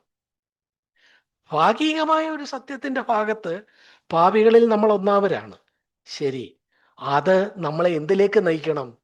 ദൈവകൃപയുടെ ഏറ്റുപറച്ചിലേക്ക് നമ്മളെ നടത്തണം. ദൈവത്തിന്റെ ആ വലിയ ജ്ഞാനത്തിലേക്കും ദൈവത്തിന്റെ കരുണയിലേക്കും നമ്മളെ അത് നടത്തണം. അങ്ങനെ വരുമ്പോ നമ്മൾ പുകഴുന്നത് ഏതിലാ? നമ്മൾ ചെയ്ത പാപത്തിലല്ല പുകഴുന്നത്. ആ പാപത്തിൽ പുകഴിയാൽ നമുക്ക് എന്ത് പറ്റും? നമ്മൾ കുറ്റം വിധിയിൽ പെട്ടുപോകും. നമ്മുടേതുപോലുള്ള സഭയിൽ കണ്ടിട്ടില്ലേ, ചിലരെപ്പോഴും കുറ്റം വിധിയിൽ തങ്ങളെ തന്നെ അങ്ങ് തളച്ചിടുന്നത്. ഇത് ഈ മൊത്തം വഴിയുടെ പകുതി ദൂരമേ അവർ ചെന്നിട്ടുള്ളൂ. എവിടെ വരെ ചെന്നു? പാപിയിൽ ഞാൻ ഒന്നാമൻ എന്നത് വരെ ചെന്നു. പക്ഷെ അവര് എന്ത് ചെയ്തില്ല? 1 തെസ്സലോനിക്കർ 2:10 2 കൊരിന്ത്യർ 1:12 ഈ 2 വാക്യങ്ങളൂടെ അതിൻ്റെ മറുവശമായിട്ട് നമ്മൾ കാണുക. അങ്ങനെ കണ്ടാലേ നമ്മൾ യഥാർത്ഥത്തിൽ ദൈവം നമ്മളെക്കുറിച്ച് ഉദ്ദേശിച്ചതിൽ എത്തിച്ചേരുകയുള്ളൂ എന്ന വസ്തുത നമ്മൾ മനസ്സിലാക്കണം.